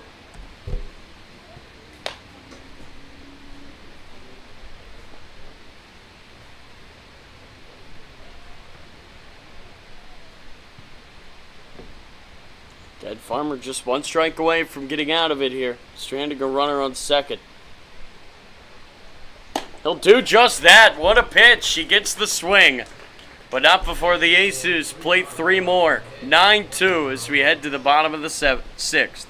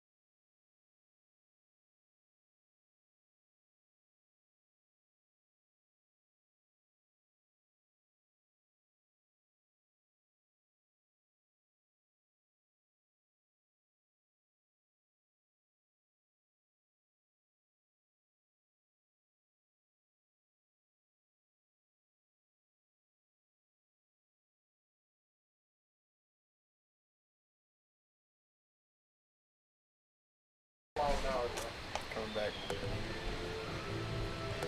Well, we've raved about Tanner Vizendize's defense. Now we will see him at the plate. Against the new pitcher, Miles Kessler, native of Bethesda, Maryland. Went to a rival high school of my, Walt Whitman. He went to BCC. Uh-oh. BCC? Yeah. When I was reporting on our varsity baseball team, I know that at least Whitman had his number back then, so maybe the Giants will have his number today. Let's see. That's a strike. Well, I'll tell you, you've had everybody's number, David. I mean, when you are in the booth alone, as much as I love calling these games, you're 4-0. And it's been dramatic win after dramatic win. It's fouled away. I think I was also 4-0 last year. Oh, way to rub it in. I don't know what I'm doing wrong. You know, I thought long and hard about it. I spent many hours wondering that question last year. Does it keep you up at night? Absolutely. 0-2. Because you're right, like, going into these last two games, when we were in Olney, I said, with zero doubt in my mind, oh yeah, Giants are about to go 2-0. 1-2, Vizendize off the end of the bat and foul. It's like, I love calling the games. I love working with the team and all, but you know, it's tough to see. As soon as I dip, the team just plays the best baseball imaginable. 1-2, fouled away again. Good job by Vizendize to fight here. Giants are not a bad baseball team. They're in first place in the North Division. They've beaten every team in this league at least once this year, except for the Aces. Vizendize takes. That's a ball. Well, Trackman says that was middle at 78. I don't know about that. 2-2. Vizendize pops it up center field. Oh, that could be trouble. That's shallow. Called off by the shortstop, Robertson, who makes a tough catch. That is not an easy play with your back to the plate. Right fielder, number 25. Not at all. I thought that was almost perfectly placed in no man's land. Well, Landon Runyon's going to try to atone for the really odd error in right.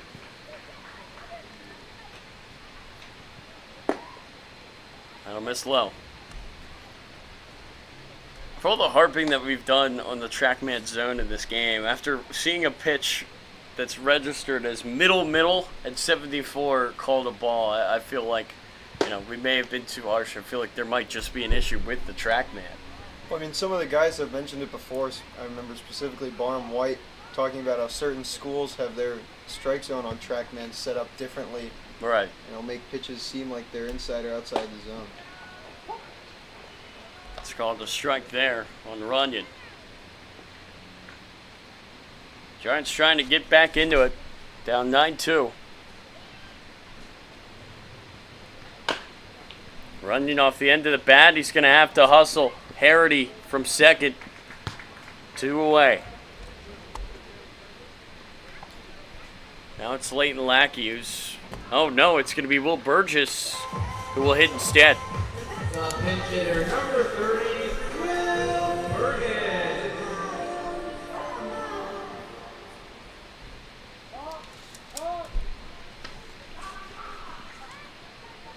So Will Burgess will hit for Lackey.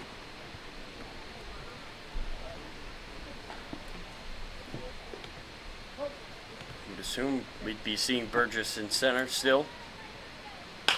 He'll swing at the first pitch, right to the second baseman, Harity. It's a 1-2-3 inning for Miles Kessler. And we'll be back for the 7th here on the Giants.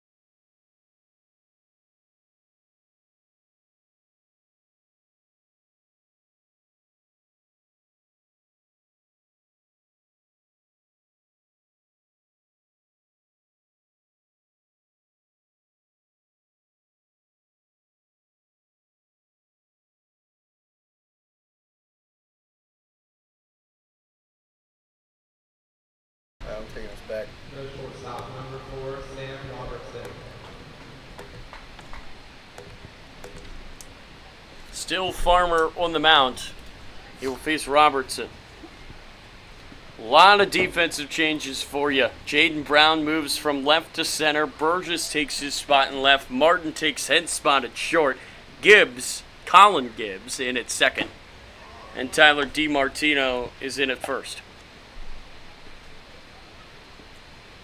It will still be McNally behind the plate. And Runyon in right. Vizendize will remain at third. 0-1. Off the end of the bat. No, it's going to bounce off the plate. It's a foul ball.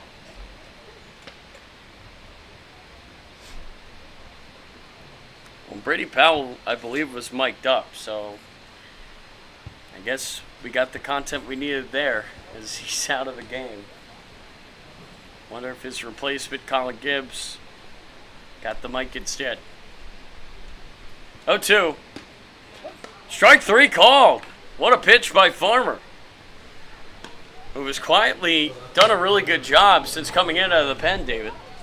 Yeah, he has, and I mean, for how he handled his warm-up, this is really great to see for him. And he's appeared 4 times, as I said, and 2 of those he's allowed 2 earned runs, but the other 2 against the Aces and the Grays, he went 1 inning and held them scoreless. Yeah, he was really good in the Grays. I remember that performance specifically. T-Bolts and Big Train hit him around.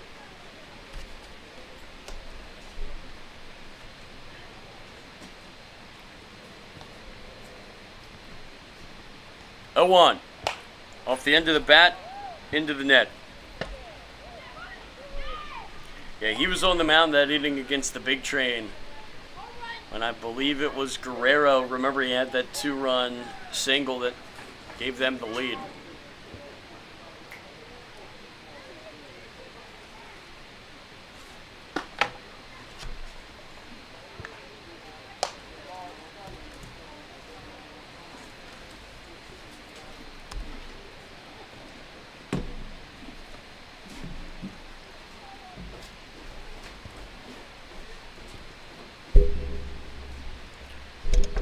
One, 2, hit hard, foul. Amari Allen at the dish.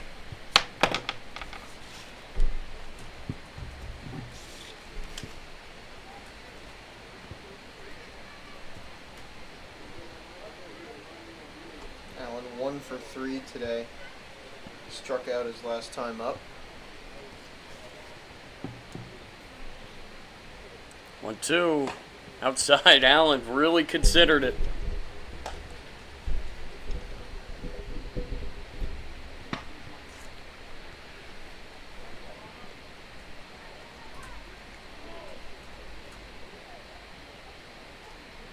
Nine runs on 6 hits for the visitors today. Full count. Or excuse me, 2-2. Now it's a full count.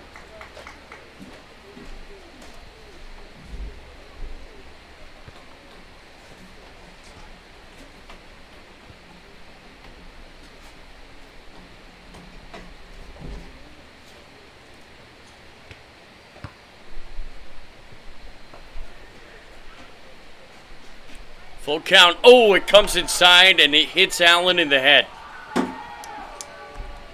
He appears to be okay. He will sprint down the line. Obviously, no intent there. And now it's Michael Powell's turn. Painful trip onto the base paths for Allen.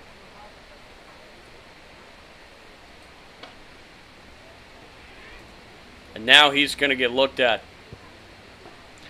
He seemed all right. He sprinted down the line, but again, I don't know if that hit him in the head or in the back of the net. If it hits him in the head, I think you got to go through concussion protocol to stay in the game. Seems like he's gonna stay in the game and I think it hit him in the neck then, put his or the oven mitt top on. of the back maybe. Yeah, he's ready to run. He's sprinting down the line. Michael Powell has had a really good day at the plate. Stand in. Take strike 1.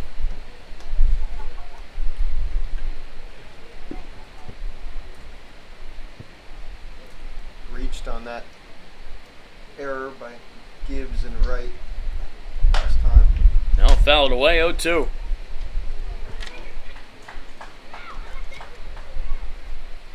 Farmer looking for the punch out.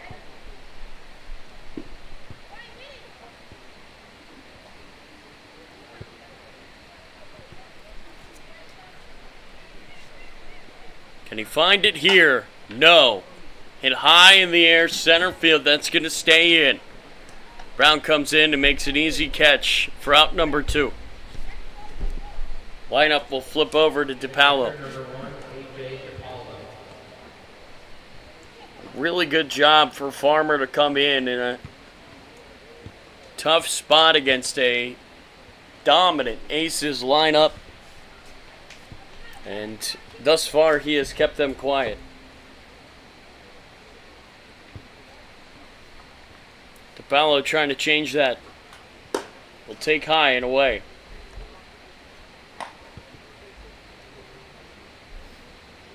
Farmer has also generated a lot of swing and misses from this Aces lineup. He's not quite seeing it out of the hand completely out of the 5'8" lefty.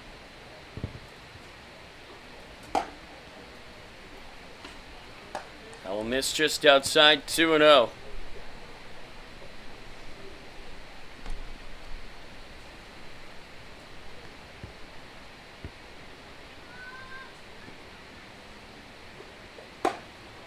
Now high. May have jinxed him. As he's having some trouble finding the zone right now. It's been a bad habit of mine recently. Well, I mean, it works out in the end for you, David, but for me, I feel like there's no margin for error. 3-0 is outside, and there's 2 on. The designated hitter number 14, Nate Wiggins. DJ Brockwaite's going to come out. I think Farmer is going to be done here. I don't know if the Giants have any mound visits left. So a new arm will come in, and we will step away here on the Giants Broadcast Network.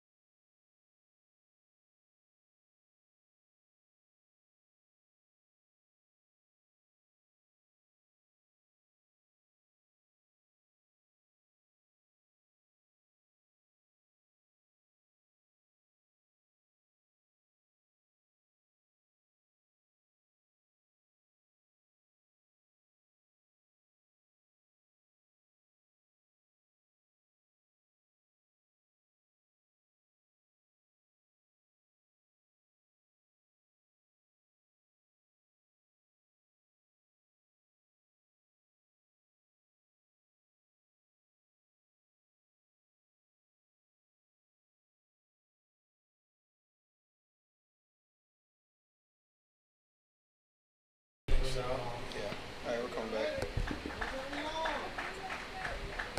Cole Williams on the mounds here for the Giants, trying to keep the Aces off the board here in the 7th. And he will miss low there. We've seen him twice this year.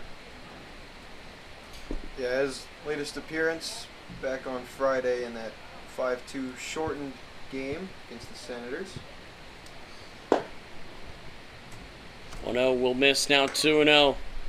He got the final 2 outs, and the starter Liam Deal went 6 1/3 in that one, which made it easy for Cole Williams to face the minimum 2 batters. Was that the rain one? Yes. Okay. So since we got through 7 completed innings, Does that count as a save? I guess because the game, they didn't know if it was over or not. In theory, that would be. I mean, he did pitch the last 2 outs of a 3-run game.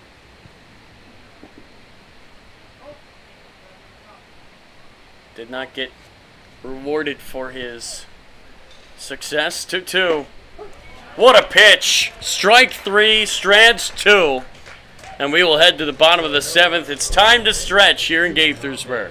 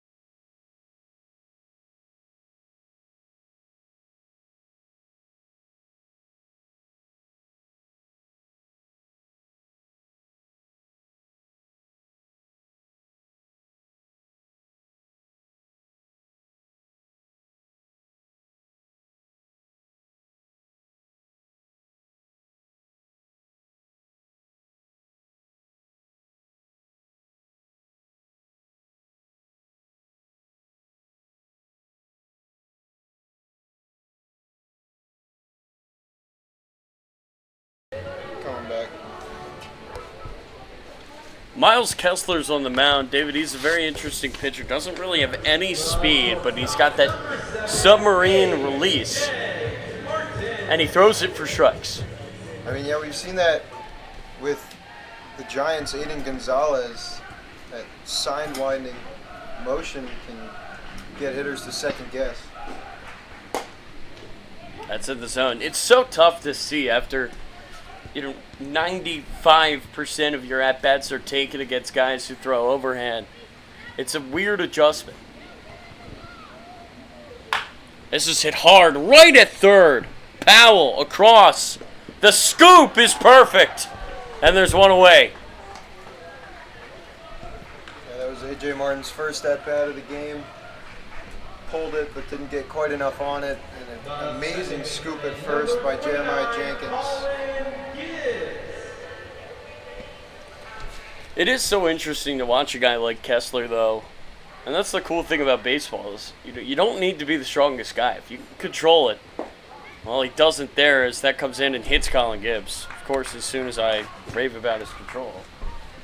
But again, we've seen some guys come in this year and just try to overpower guys. I remember Hunter Stevens was an overpowering force for the big train. He was hitting 94.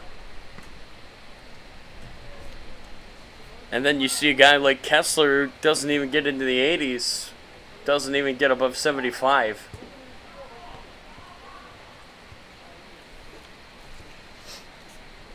Now, Tyler DiMartino made his first start yesterday. This kid spent 2 summers on the Cape. That tells you all you need to know about him. He's at his third, I guess you could say, Power 6 school. Soon to be Power 5. The Pac-12 is gone. Rest in peace, Pac-12 after dark. It's a good run.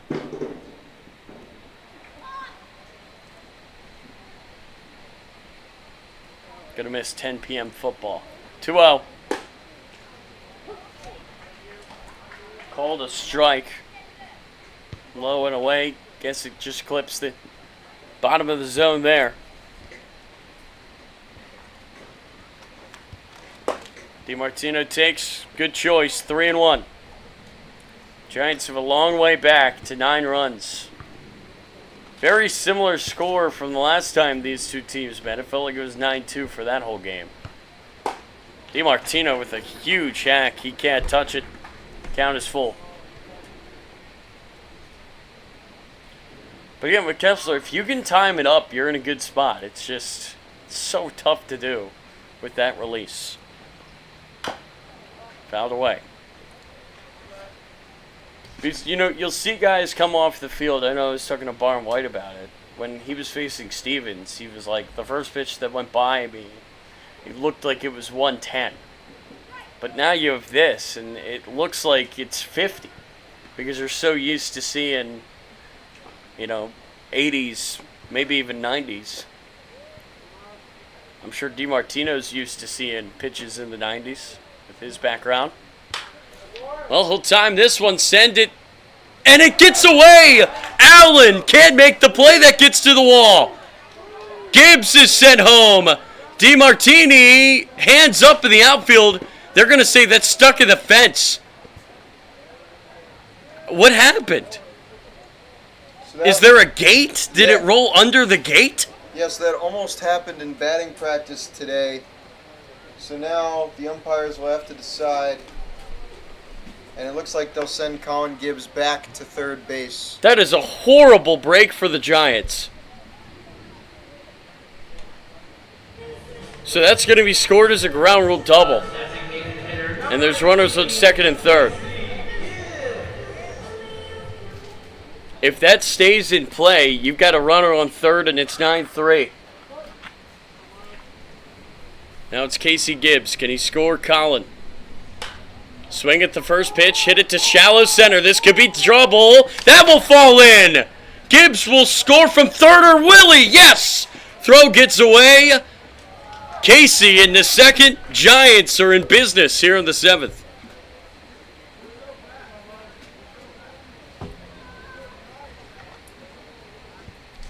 Giants never quit. And they're not going down without a fight right now. Just a weird set of at-bats. A ball that was hit just 67 miles an hour off the bat of Casey Gibbs that finds some grass at center. Allen misses the dive and catch, and the ball gets under the fence. Again, weird to say that. I mean, Allen's had a really tough day in left. He's had a few plays now that he might have had in a different park. If the Giants can cash in both of these runners in scoring position, they are back in the game. That will miss outside 2-0.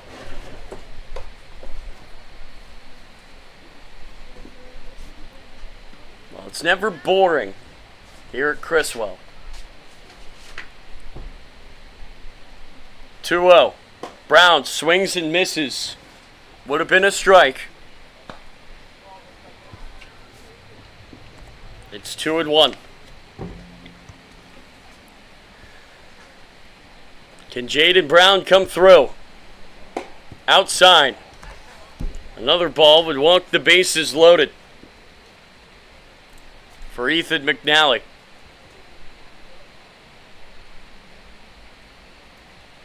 (3-1). Brown takes high, and they are loaded here in the 7th. Kessler has run into some trouble. Coach comes out. Are we going to see a change or just a meeting here on the mound right now? We're going to see a change, and we will step.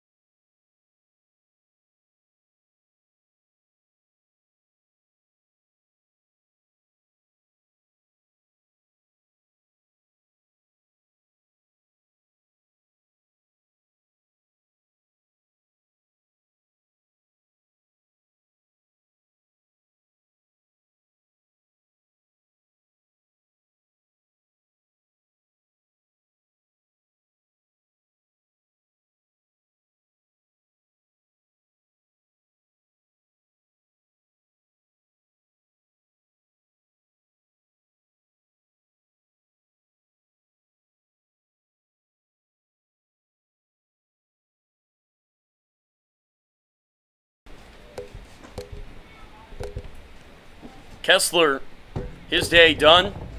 Alexander Brown is in instead. Giants with a huge opportunity here to get back into the game. First pitch, a strike at 81. That's the first pitch that he has thrown, if you count the warm-up pitches, over 80. We were questioning, would the Aces bring in a guy who can throw hard to combat Kessler? McNally pops it up. Called off by Robertson. And that's a huge second out for the Aces. Now it's Tanner Visandize. Baseman number 6, Tanner. Off speed in that lower part of the zone. McNally got under it, unfortunately for the Giants, and now Visandize, who's 0 for 3 today. He's due. He'll take ball 1. Well, that's what. I mean, I guess McNally did take the first pitch, but you want to see what this guy's got. 1-0. Visandize fouls it back. Would have been a strike. Came in at 82.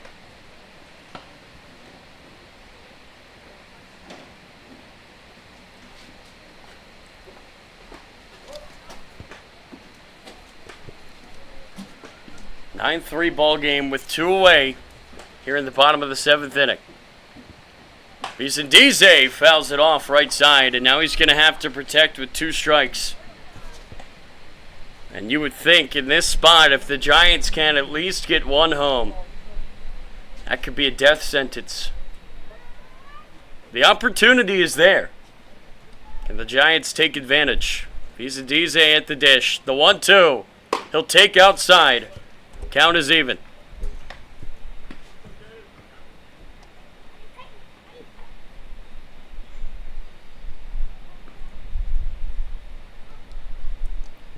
Two-two pitch.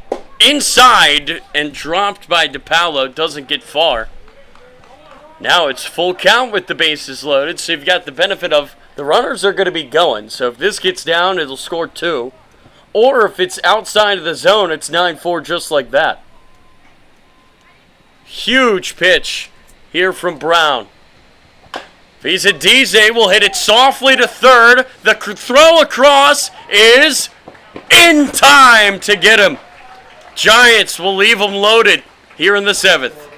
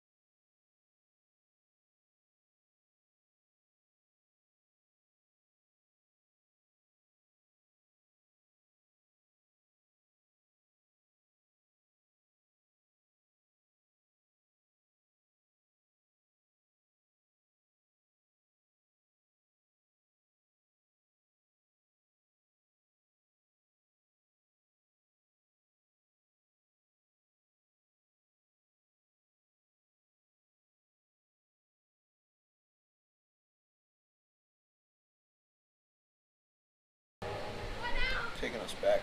The first baseman, number 36, Jeremiah Jenkins. He's David Lewis. I'm Tyler Lochte. And we are back here. Cole Williams on the mound. Jeremiah Jenkins set the plate after the Giants stranded the bases loaded. They had them loaded with 1 away. Alexander Brown enters the game and gets him out of it. Jenkins will take for a strike.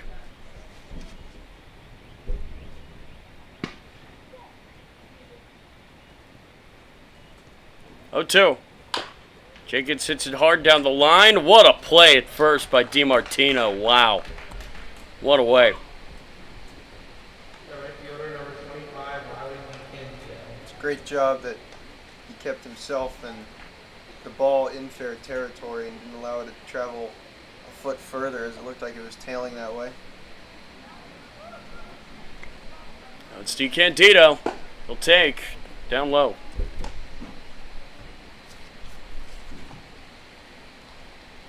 Giants will be down in Lorton tomorrow against the Metro Braves. I will be there with, you're not going to believe this, Sammy Krimstein. He will finally be back tomorrow. That will start a long stretch of games that he is on. He will be on pretty much every game the rest of the way. 3-0. That'll find the zone.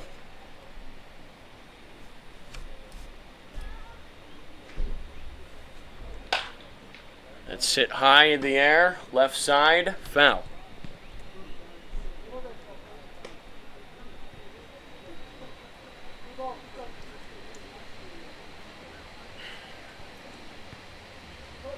So not including makeups, David, you and I will only have 4 more games together after this. D Candido download strikes, but that's kind of crazy to think about. You know, we've done so many. Yeah, there's still more than 20 games left of the season, too. I mean, Look, it's not my fault.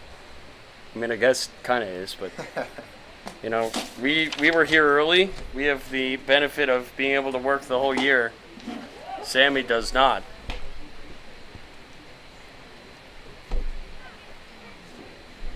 We've seen the Giants at their best. We saw them take first place in the power rankings after a dramatic win against the big train here, a win that will go down in history for sure. That'll miss down low.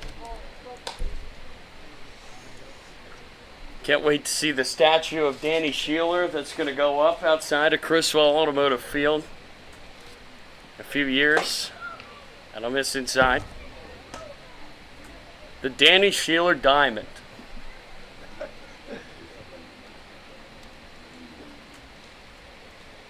Two with two-way. Hit real hard and through. A.J. Martin, he tried his best to get it, and he missed by inches. that one 106 off the bat. Yeah, you can't really get mad at Martin there for not stopping that 106. I think that's the tied for the second fastest I've seen off the bat this season. That's some serious power there from Jamie Quinn Irons. I believe it was A.J. Martin himself who hit 107. I know Aiden Robbins is up there. 0-1 to Brendan Harity.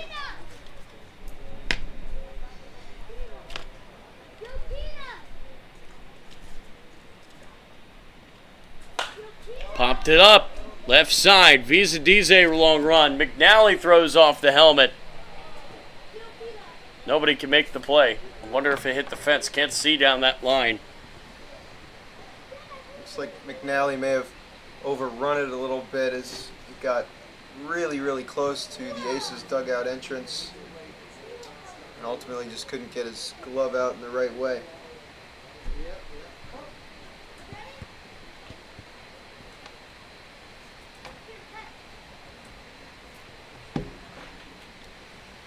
Two.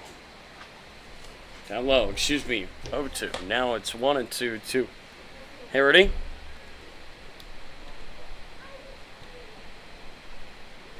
Again, the Giants really had a chance with the bases loaded. Couldn't take advantage. Check swing, did he go? Giants were halfway off the field. They will get the call.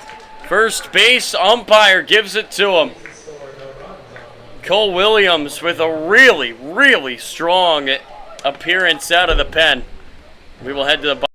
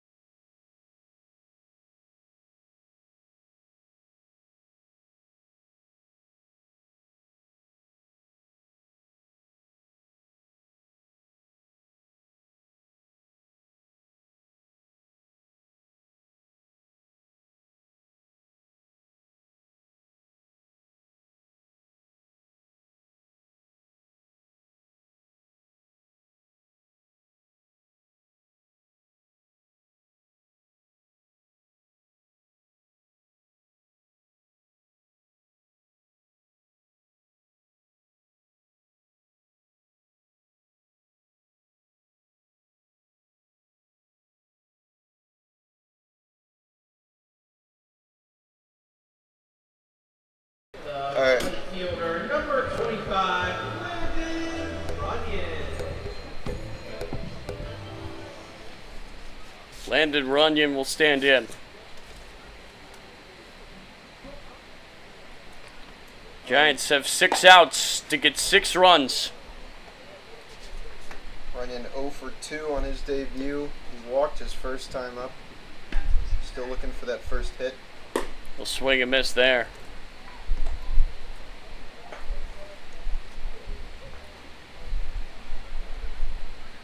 Kind of, if they could have just gotten 1 or 2 more in that last inning, this would be a whole new game.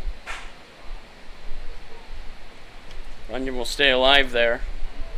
That one jams Runyon in on the hands. Kind of an emergency swing there. If you see it completely. Inside to that hit Runyon. He thinks it did.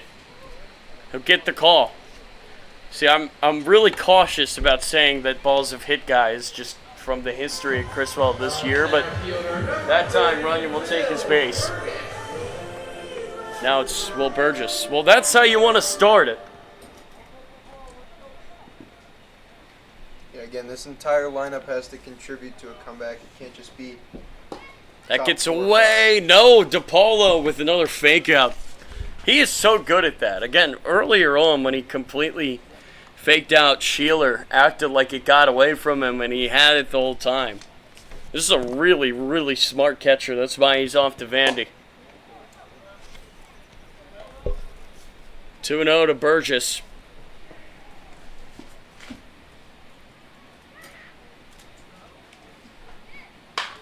Burgess rips it into right.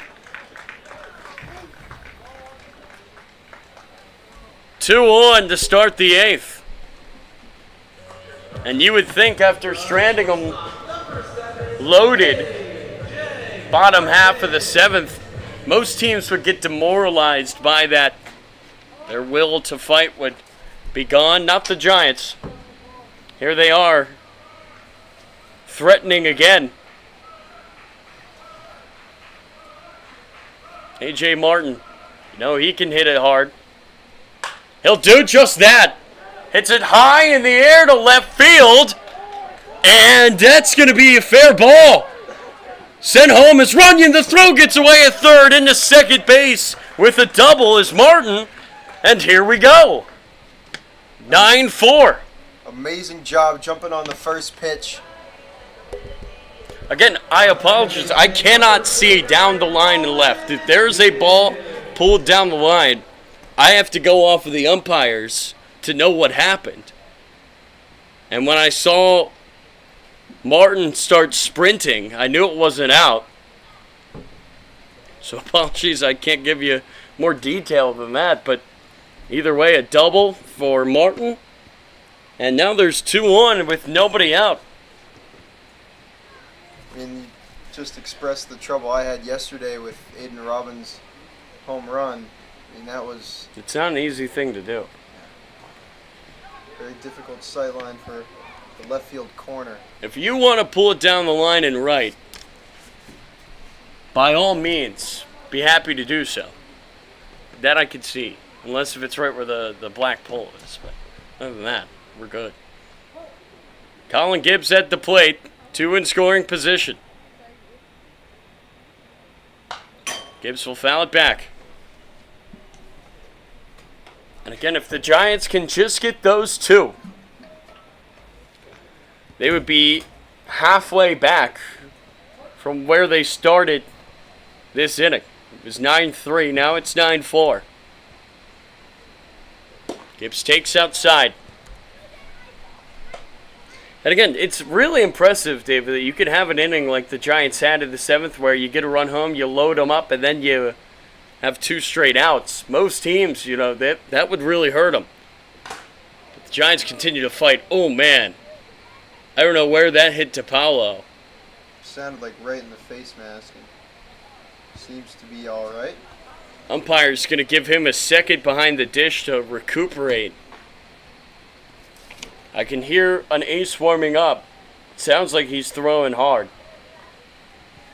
We've seen 2 straight more, let's say, finesse guys out of the pen for the Aces.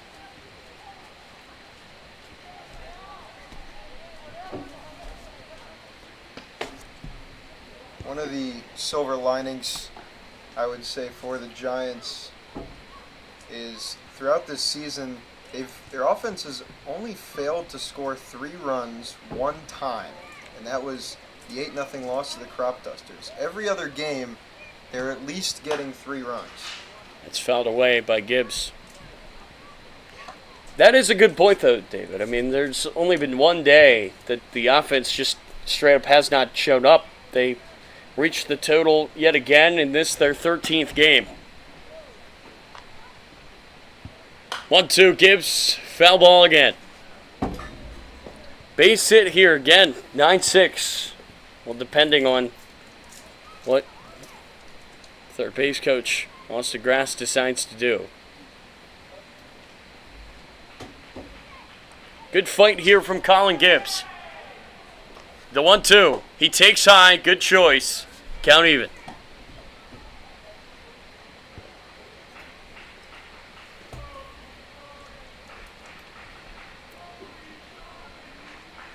Two-two pitch. Fouled back again.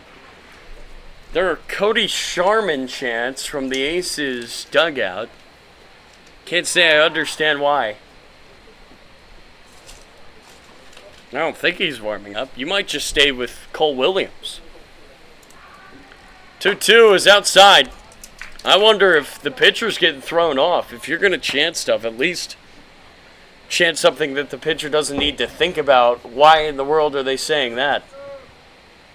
Full count. Popped up. Right side. Giants open. It gets out of play, and it does. What an at-bat here from Colin Gibbs, the soon-to-be college freshman. Yeah, this is an amazing at-bat. I think this is now pitch 8 or 9. He already has that Maryland Terrapin approach at the plate right now. If you're the Giants, you'd take a walk. That would load him up with nobody out. You'd take a hit just the same. It's outside. That's as good of a walk as you'll see a Giant take. And they're loaded for DiMartino. That is a really confident at-bat. And that's going to chase Alexander Brown out of this game. Giants have them loaded here in the 8th. Don't go anywhere. You're watching the Giants Broadcast Network.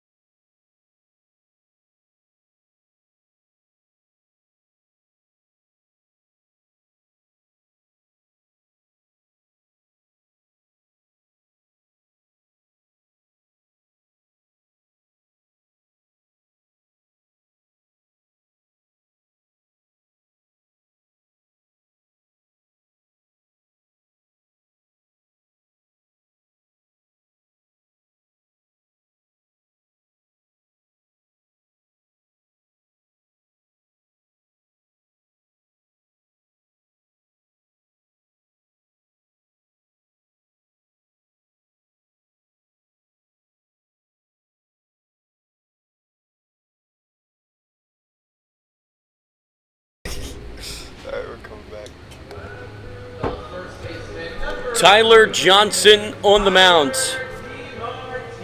Tyler DiMartino at the plate. Tyler Lochte here in the booth alongside David Lewis. There's a train, so we're going to stop. This is John's fourth. They can't play. I know there was a fighter jet delay today during the O's game. Can't play with that. What are we doing here? First pitch. Outside. Well, if anything, I think that this is benefit Giants. I mean, I wouldn't want to be pitching with a train driving by. I guess not driving. I don't know the terminology. Have to go to Bethesda for that. That's a strike.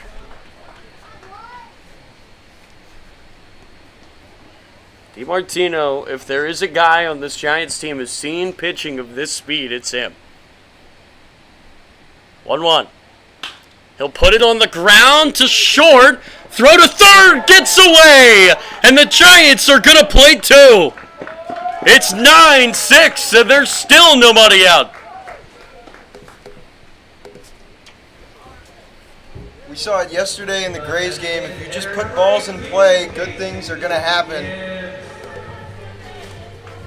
And right there was a bang-bang play to try and get the runner at third, and throw gets away. Fortunate for the Giants. Giants have played 3 runs here in the bottom of the 8th. Now it's Casey Gibbs as they look for more. He'll take inside, ball 1. Well, you know Casey Gibbs is going to give you a patient at-bat. He's done it all year. He takes his time. Doesn't really try to force anything. 1-0. Oh, it hits him. They're loaded. That's how you wear one in a big spot. And now it's Jaden Brown. DiMartino is taking his time into second base. I don't think I've ever seen a player advance that slow. So there's still nobody out, and you have a lefty on the mound and a lefty at the dish in Brown, who, remember, he missed a homer by a few feet earlier. He's the go-ahead run right now. Inside at 86.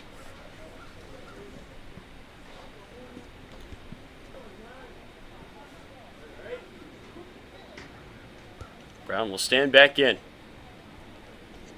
1-0. Right down the middle. Tyler Johnson will find his spot after the first pitch ball.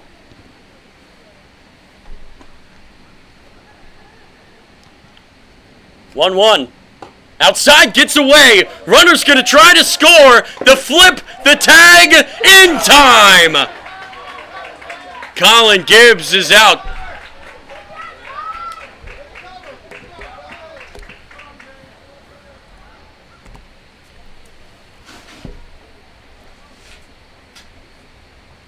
That was a very aggressive send home.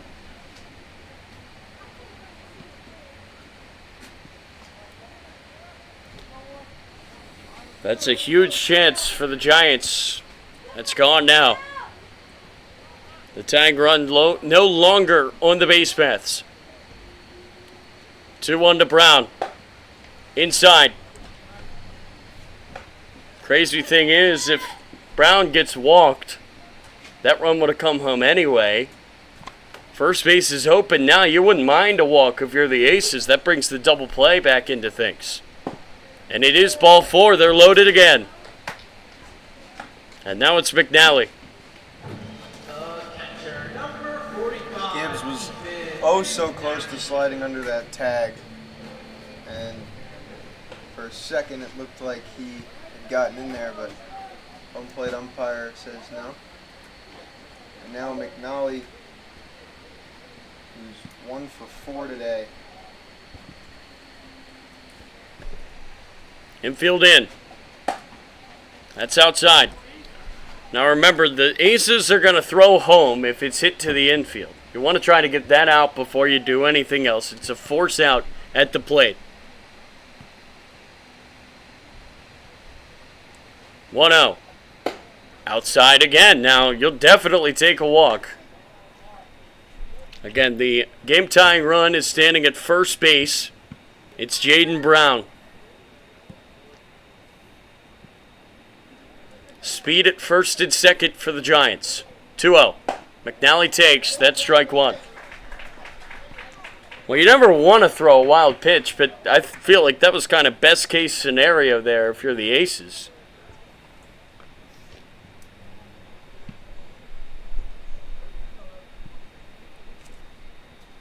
Two-one from Johnson. McNally will hit this well into right center, and it is... No, it's a collision! That's going to score one. It was not red off the bat. Gibbs is sent home. In the seconds, McNally, and it's a one-run game. DeCandido collided with the center fielder, I believe Quinn Irons, and it's 9-8. What in the world is going on with the Aces right now? I've seen a lot of things in this my second summer here in the Cal Ripken League. That might be the wildest. There's no outfield seating here. There was nobody yelling at them. How they didn't talk, I don't know. It's the most cavernous outfield in the league. They were all alone. Nobody said, I got it. It falls in, and it's a one-run game. And a new pitcher will come in. We're going to step away.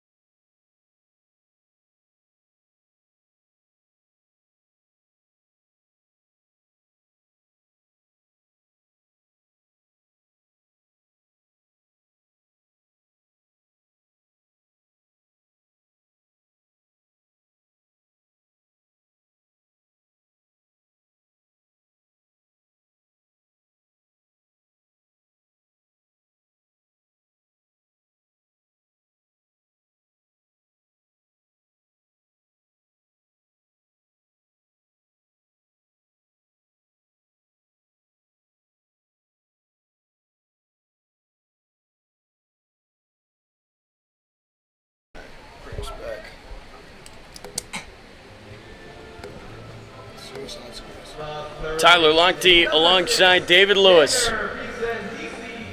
There's two in scoring position. The go-ahead run is at second base.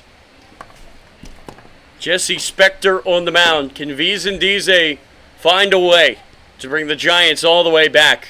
He'll swing at the first pitch and miss. That came in at 83. Spector, up until recently, has been the Aces shutdown guy. This is now his sixth appearance. His first five, all one run, and he didn't allow runs until his last outing on Friday. That's fouled away. Now it's 0-2. You can't have a strikeout if you're the Giants.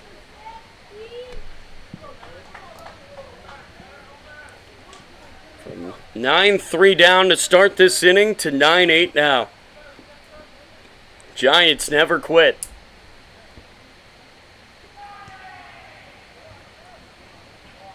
Oh, 2. Take it low.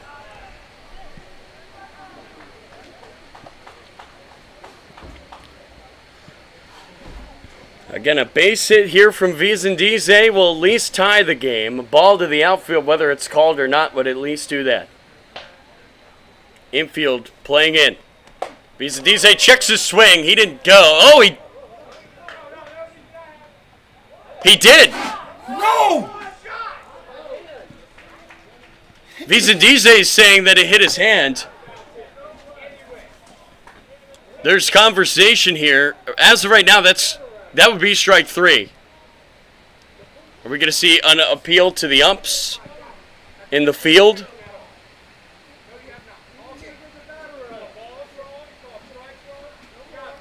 TJ Brockway's got to be careful here. He might get thrown out. And he is. So Brockway is done. Again, I'm waiting for an appeal at least down the line to the third base umpire, something. If Vicendize really believes that hit him, you have to appeal. Right fielder, number 25, Landon. Well, I guess that's strike 3, and now there's 2 outs.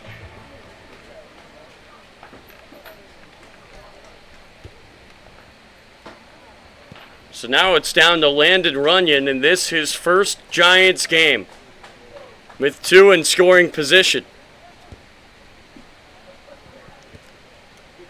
Runyon's already batted in this inning. He was hit by a pitch to start this rally, and then would come around to score, but that last call Just really pivotal. such an odd game of baseball.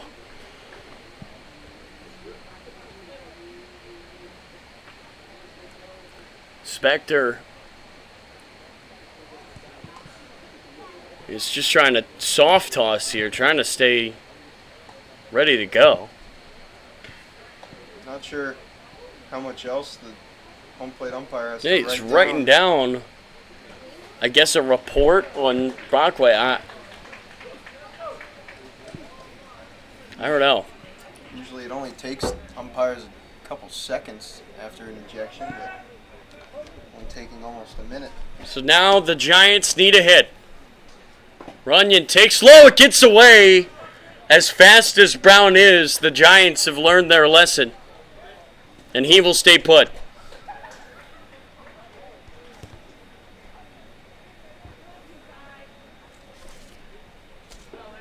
Landon Runyon trying to make his Giants debut a memorable one. He can do that with a base knock here. 1-0. Runyon crushes it down the line and foul. Even if the Giants don't find a way, and this is absolutely their chance. You know, we thought that they wouldn't get a better one last inning when they had the bases loaded. They've still cut the deficit to 1. And Runyon drives it up the middle. We're tied. McNally sent home. No, it was bobbled in center. He was held up, and it's 9-9. He would have scored. He didn't see the bobble by Quinn Irons. But the Giants have done the part they had to do. We're tied here in the 8th.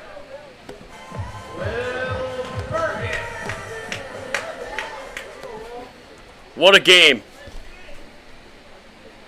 And now Will Burgess. Can he be the hero to give the Giants the lead?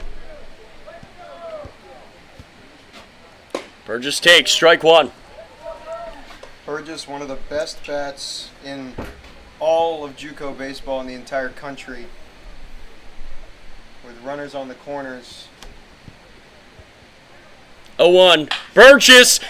What a play at first by Jenkins to keep us tied. But the Giants turn a 9-2 game into a 9-9 game over the course of the last 2 innings. We'll head to the 9th.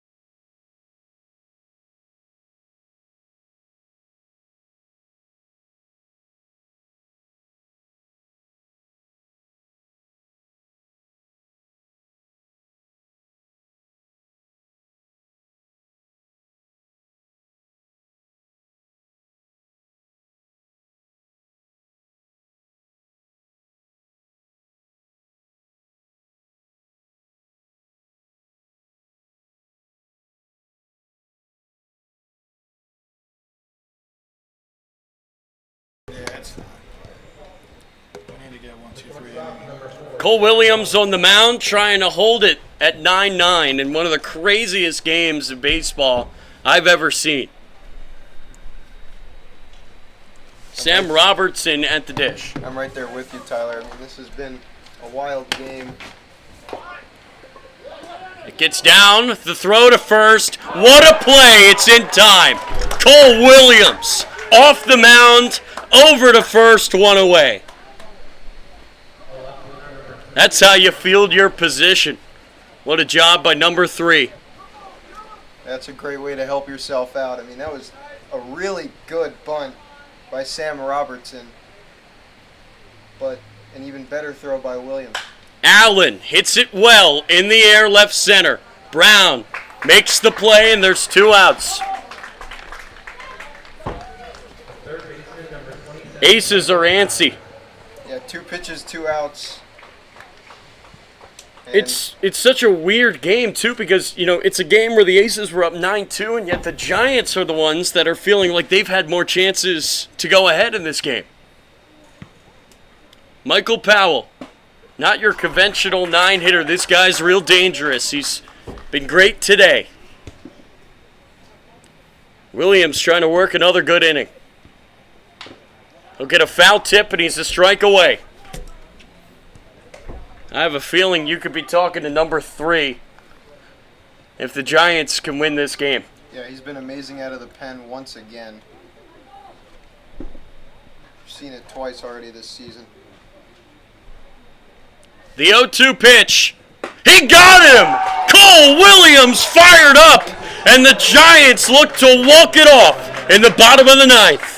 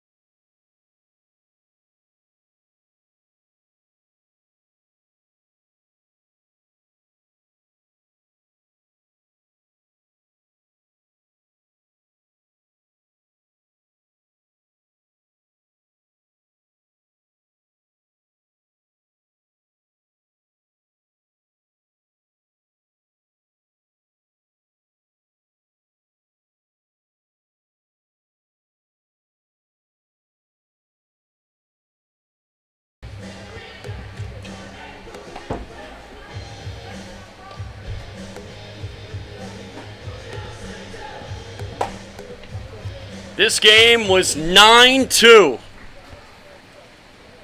in just the 7th inning. 9-3 in the 8th, 9-9 in the 9th. A.J. Martin will stand in. Again, you and I have seen a lot of Cal Ripken League baseball. This is the craziest game either of us have ever called. Martin, first pitch swinging off the end of the bat to short. The throw to first in time, and there's 1 out. And now it's Colin Gibbs. Remember, he was thrown out at home. This could be redemption for number 29. I understand for A.J. Martin that his previous at-bat was an RBI double and he hit it on the first pitch there, but with all the momentum your way, I would have liked to see him take some pitches there. Well, Gibbs will do that and take a strike. 0-1. Outside. Similar spot to that first pitch. This time it's called a ball, and it's 1-1 on Colin Gibbs. Gibbs in the air, left center, called off by the shortstop. Robertson makes the play, and there's 2 outs. All that momentum, all that passion in the Giants dugout. And now they're down to their last chance here in the 9th to walk it off.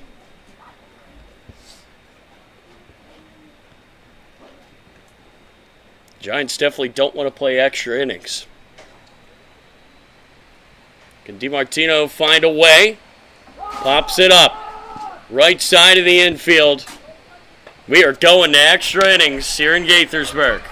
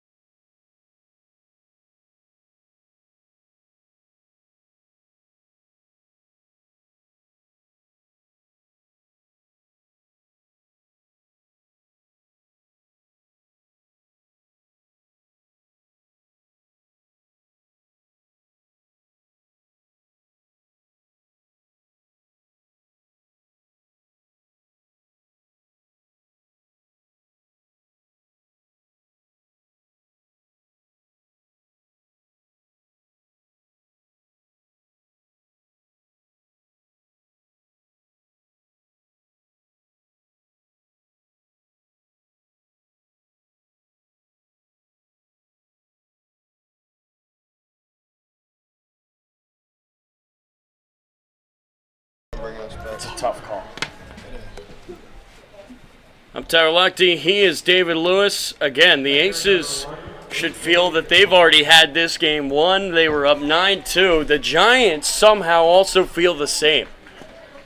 Just an odd baseball game. Cole Williams still on the mound. He will miss there to DiPaolo. You got to think his leash is really short, but he's earned the right to come back out for another inning. That he has, and Salisbury Seagulls used him as a workhorse this year. This is hit hard to center. Brown comes in, dives, and he's got it! A diving catch for Jaden Brown for out number 1. Remember, Brown started this game and left moves into center. And he makes a play like that.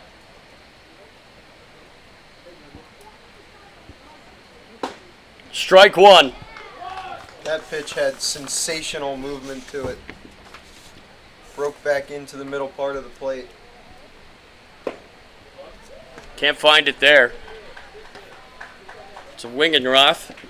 But then was DiPaolo. That's their true leadoff guy. Wingenroth hits it hard, gets past Vizendize. Now it's going to be interesting to see if they will leave Williams in this game. The go-ahead run is on first, and they're going to pitch run for him. Aces love to run the bases. Jonathan Peltier is in to run.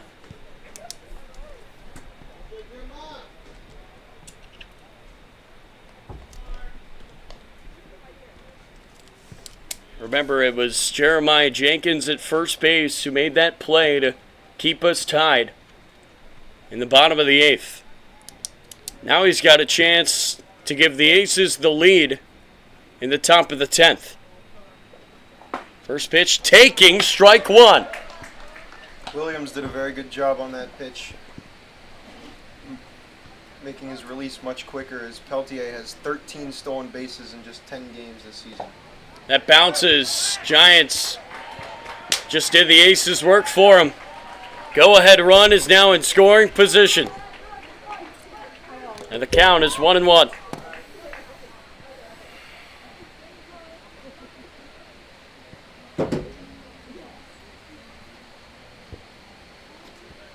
Lights are on here at Criswell.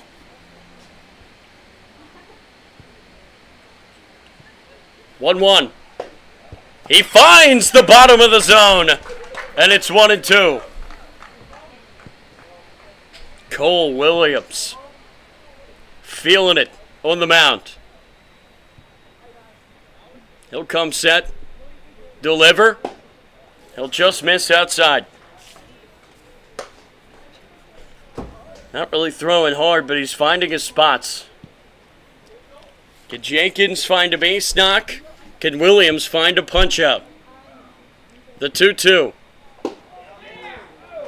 Just missing inside. And the count is full. I would think if Jenkins gets on, then the plug might be pulled on Williams. The full count pitch is outside, and there's 2 on here in the 10th.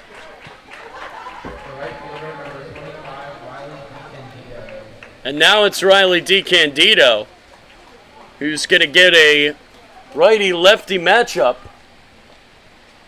Williams is going to stay in this game. DiCandido's taking ball 1.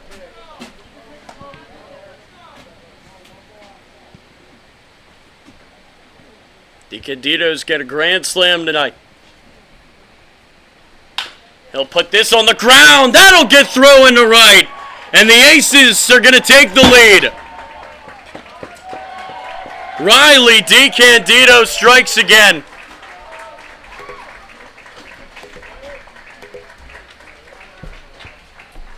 The center fielder, number 35, Jamie Quinn Irons.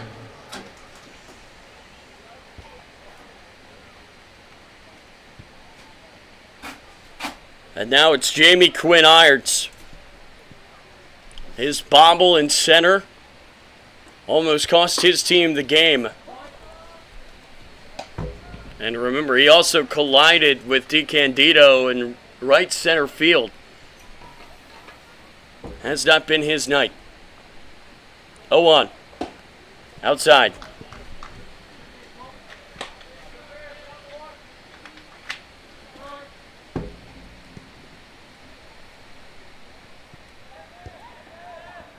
DiCandido's going to go. He got a great jump. Runyon will run out of room.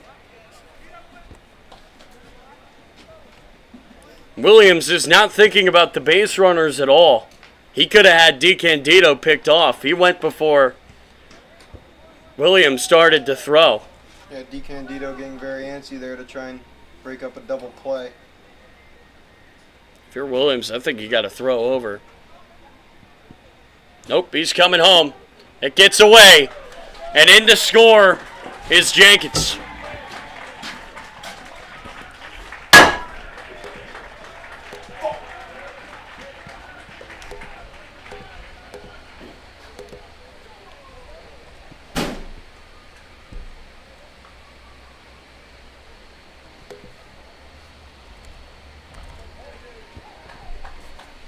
So a 2-2 count. Now to Quinn Irons.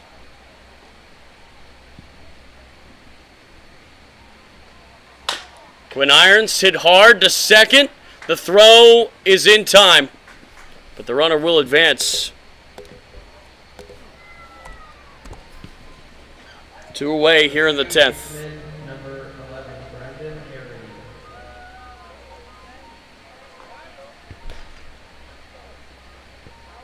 Again, Williams, it was he who kept us tied.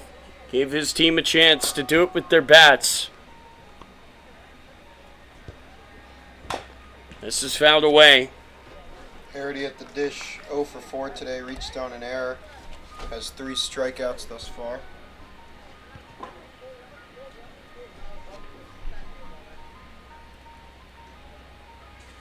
Oh, 1. Stopped by McNally, and it's 1-1. What a game here at Criswell. Both teams have had so many chances to deliver the knockout punch. Aces feel like they've done it already here in the top of the 10th. Harity takes, that's a strike. You feel for Williams, left out there longer than I'm sure he ever thought he'd be. The Giants' 3 obvious opportunities just coming up short. 1-2. Crushed in the air and caught. See what more this game has in store for us. Giants need 2 when we come back in the bottom of the 10th.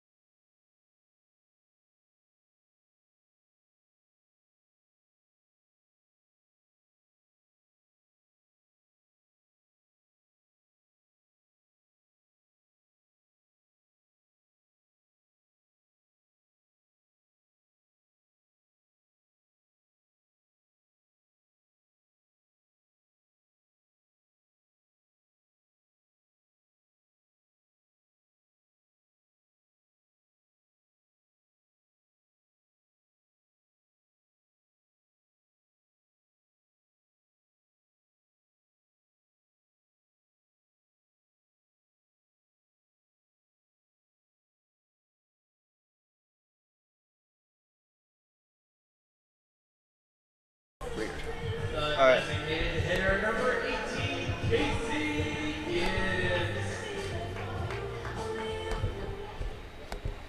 Casey Gibbs will stand in. Giants need 2 runs here in the bottom of the 10th inning. Gibbs takes outside. Well, 2 might sound like a lot, but you got to remember the Giants played at 6 in the 8th to tie the game. 1-0. Gibbs takes, that's a strike.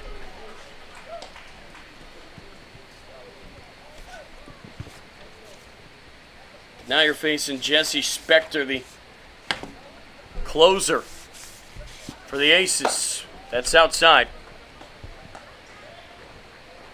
It's the first time Spector's gone more than an inning of work.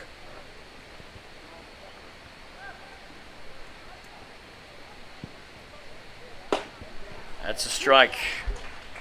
2-2. Spector has pitched in 5 games this year. He's given up runs in just 1 of them.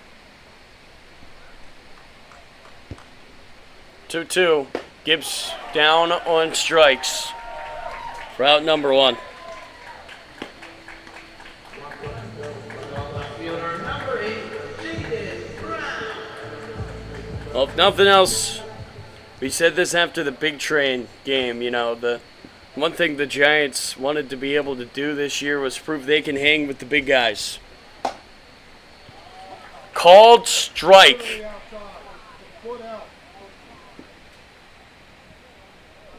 But again, I think the Giants have proven they can do that. 0-1.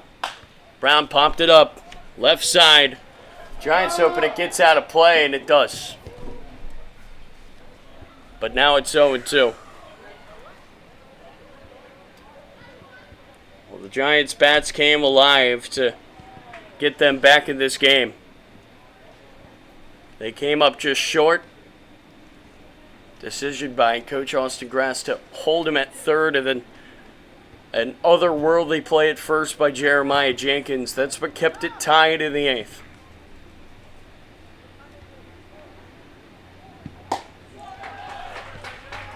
And Brown will swing and miss. And now it's McNally's turn. Giants' last hope.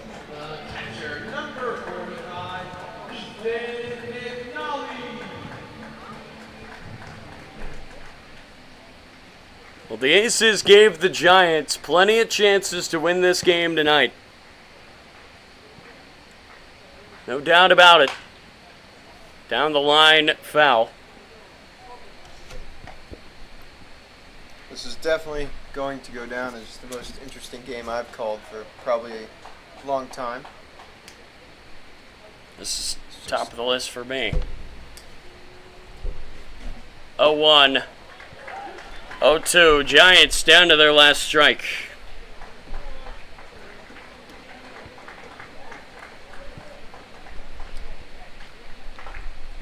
Aces trying to stay alone at the top of the Cal Ripken League standings. But not here! DiCandido! A diving catch to end it! Who else but him? He's come through time and time again against the Giants. And he ends it with a slide and a grab. And the Aces take it 11-9. Heartbreak for the Giants here in Gaithersburg. They somehow find a way to lose another. Well, that's going to do it for us. For David Lewis, I'm Tyler Lochte. We will see you tomorrow night in Lorton, Virginia as the Giants take on the Braves. We thank you for tuning in here tonight on the Giants Broadcast Network.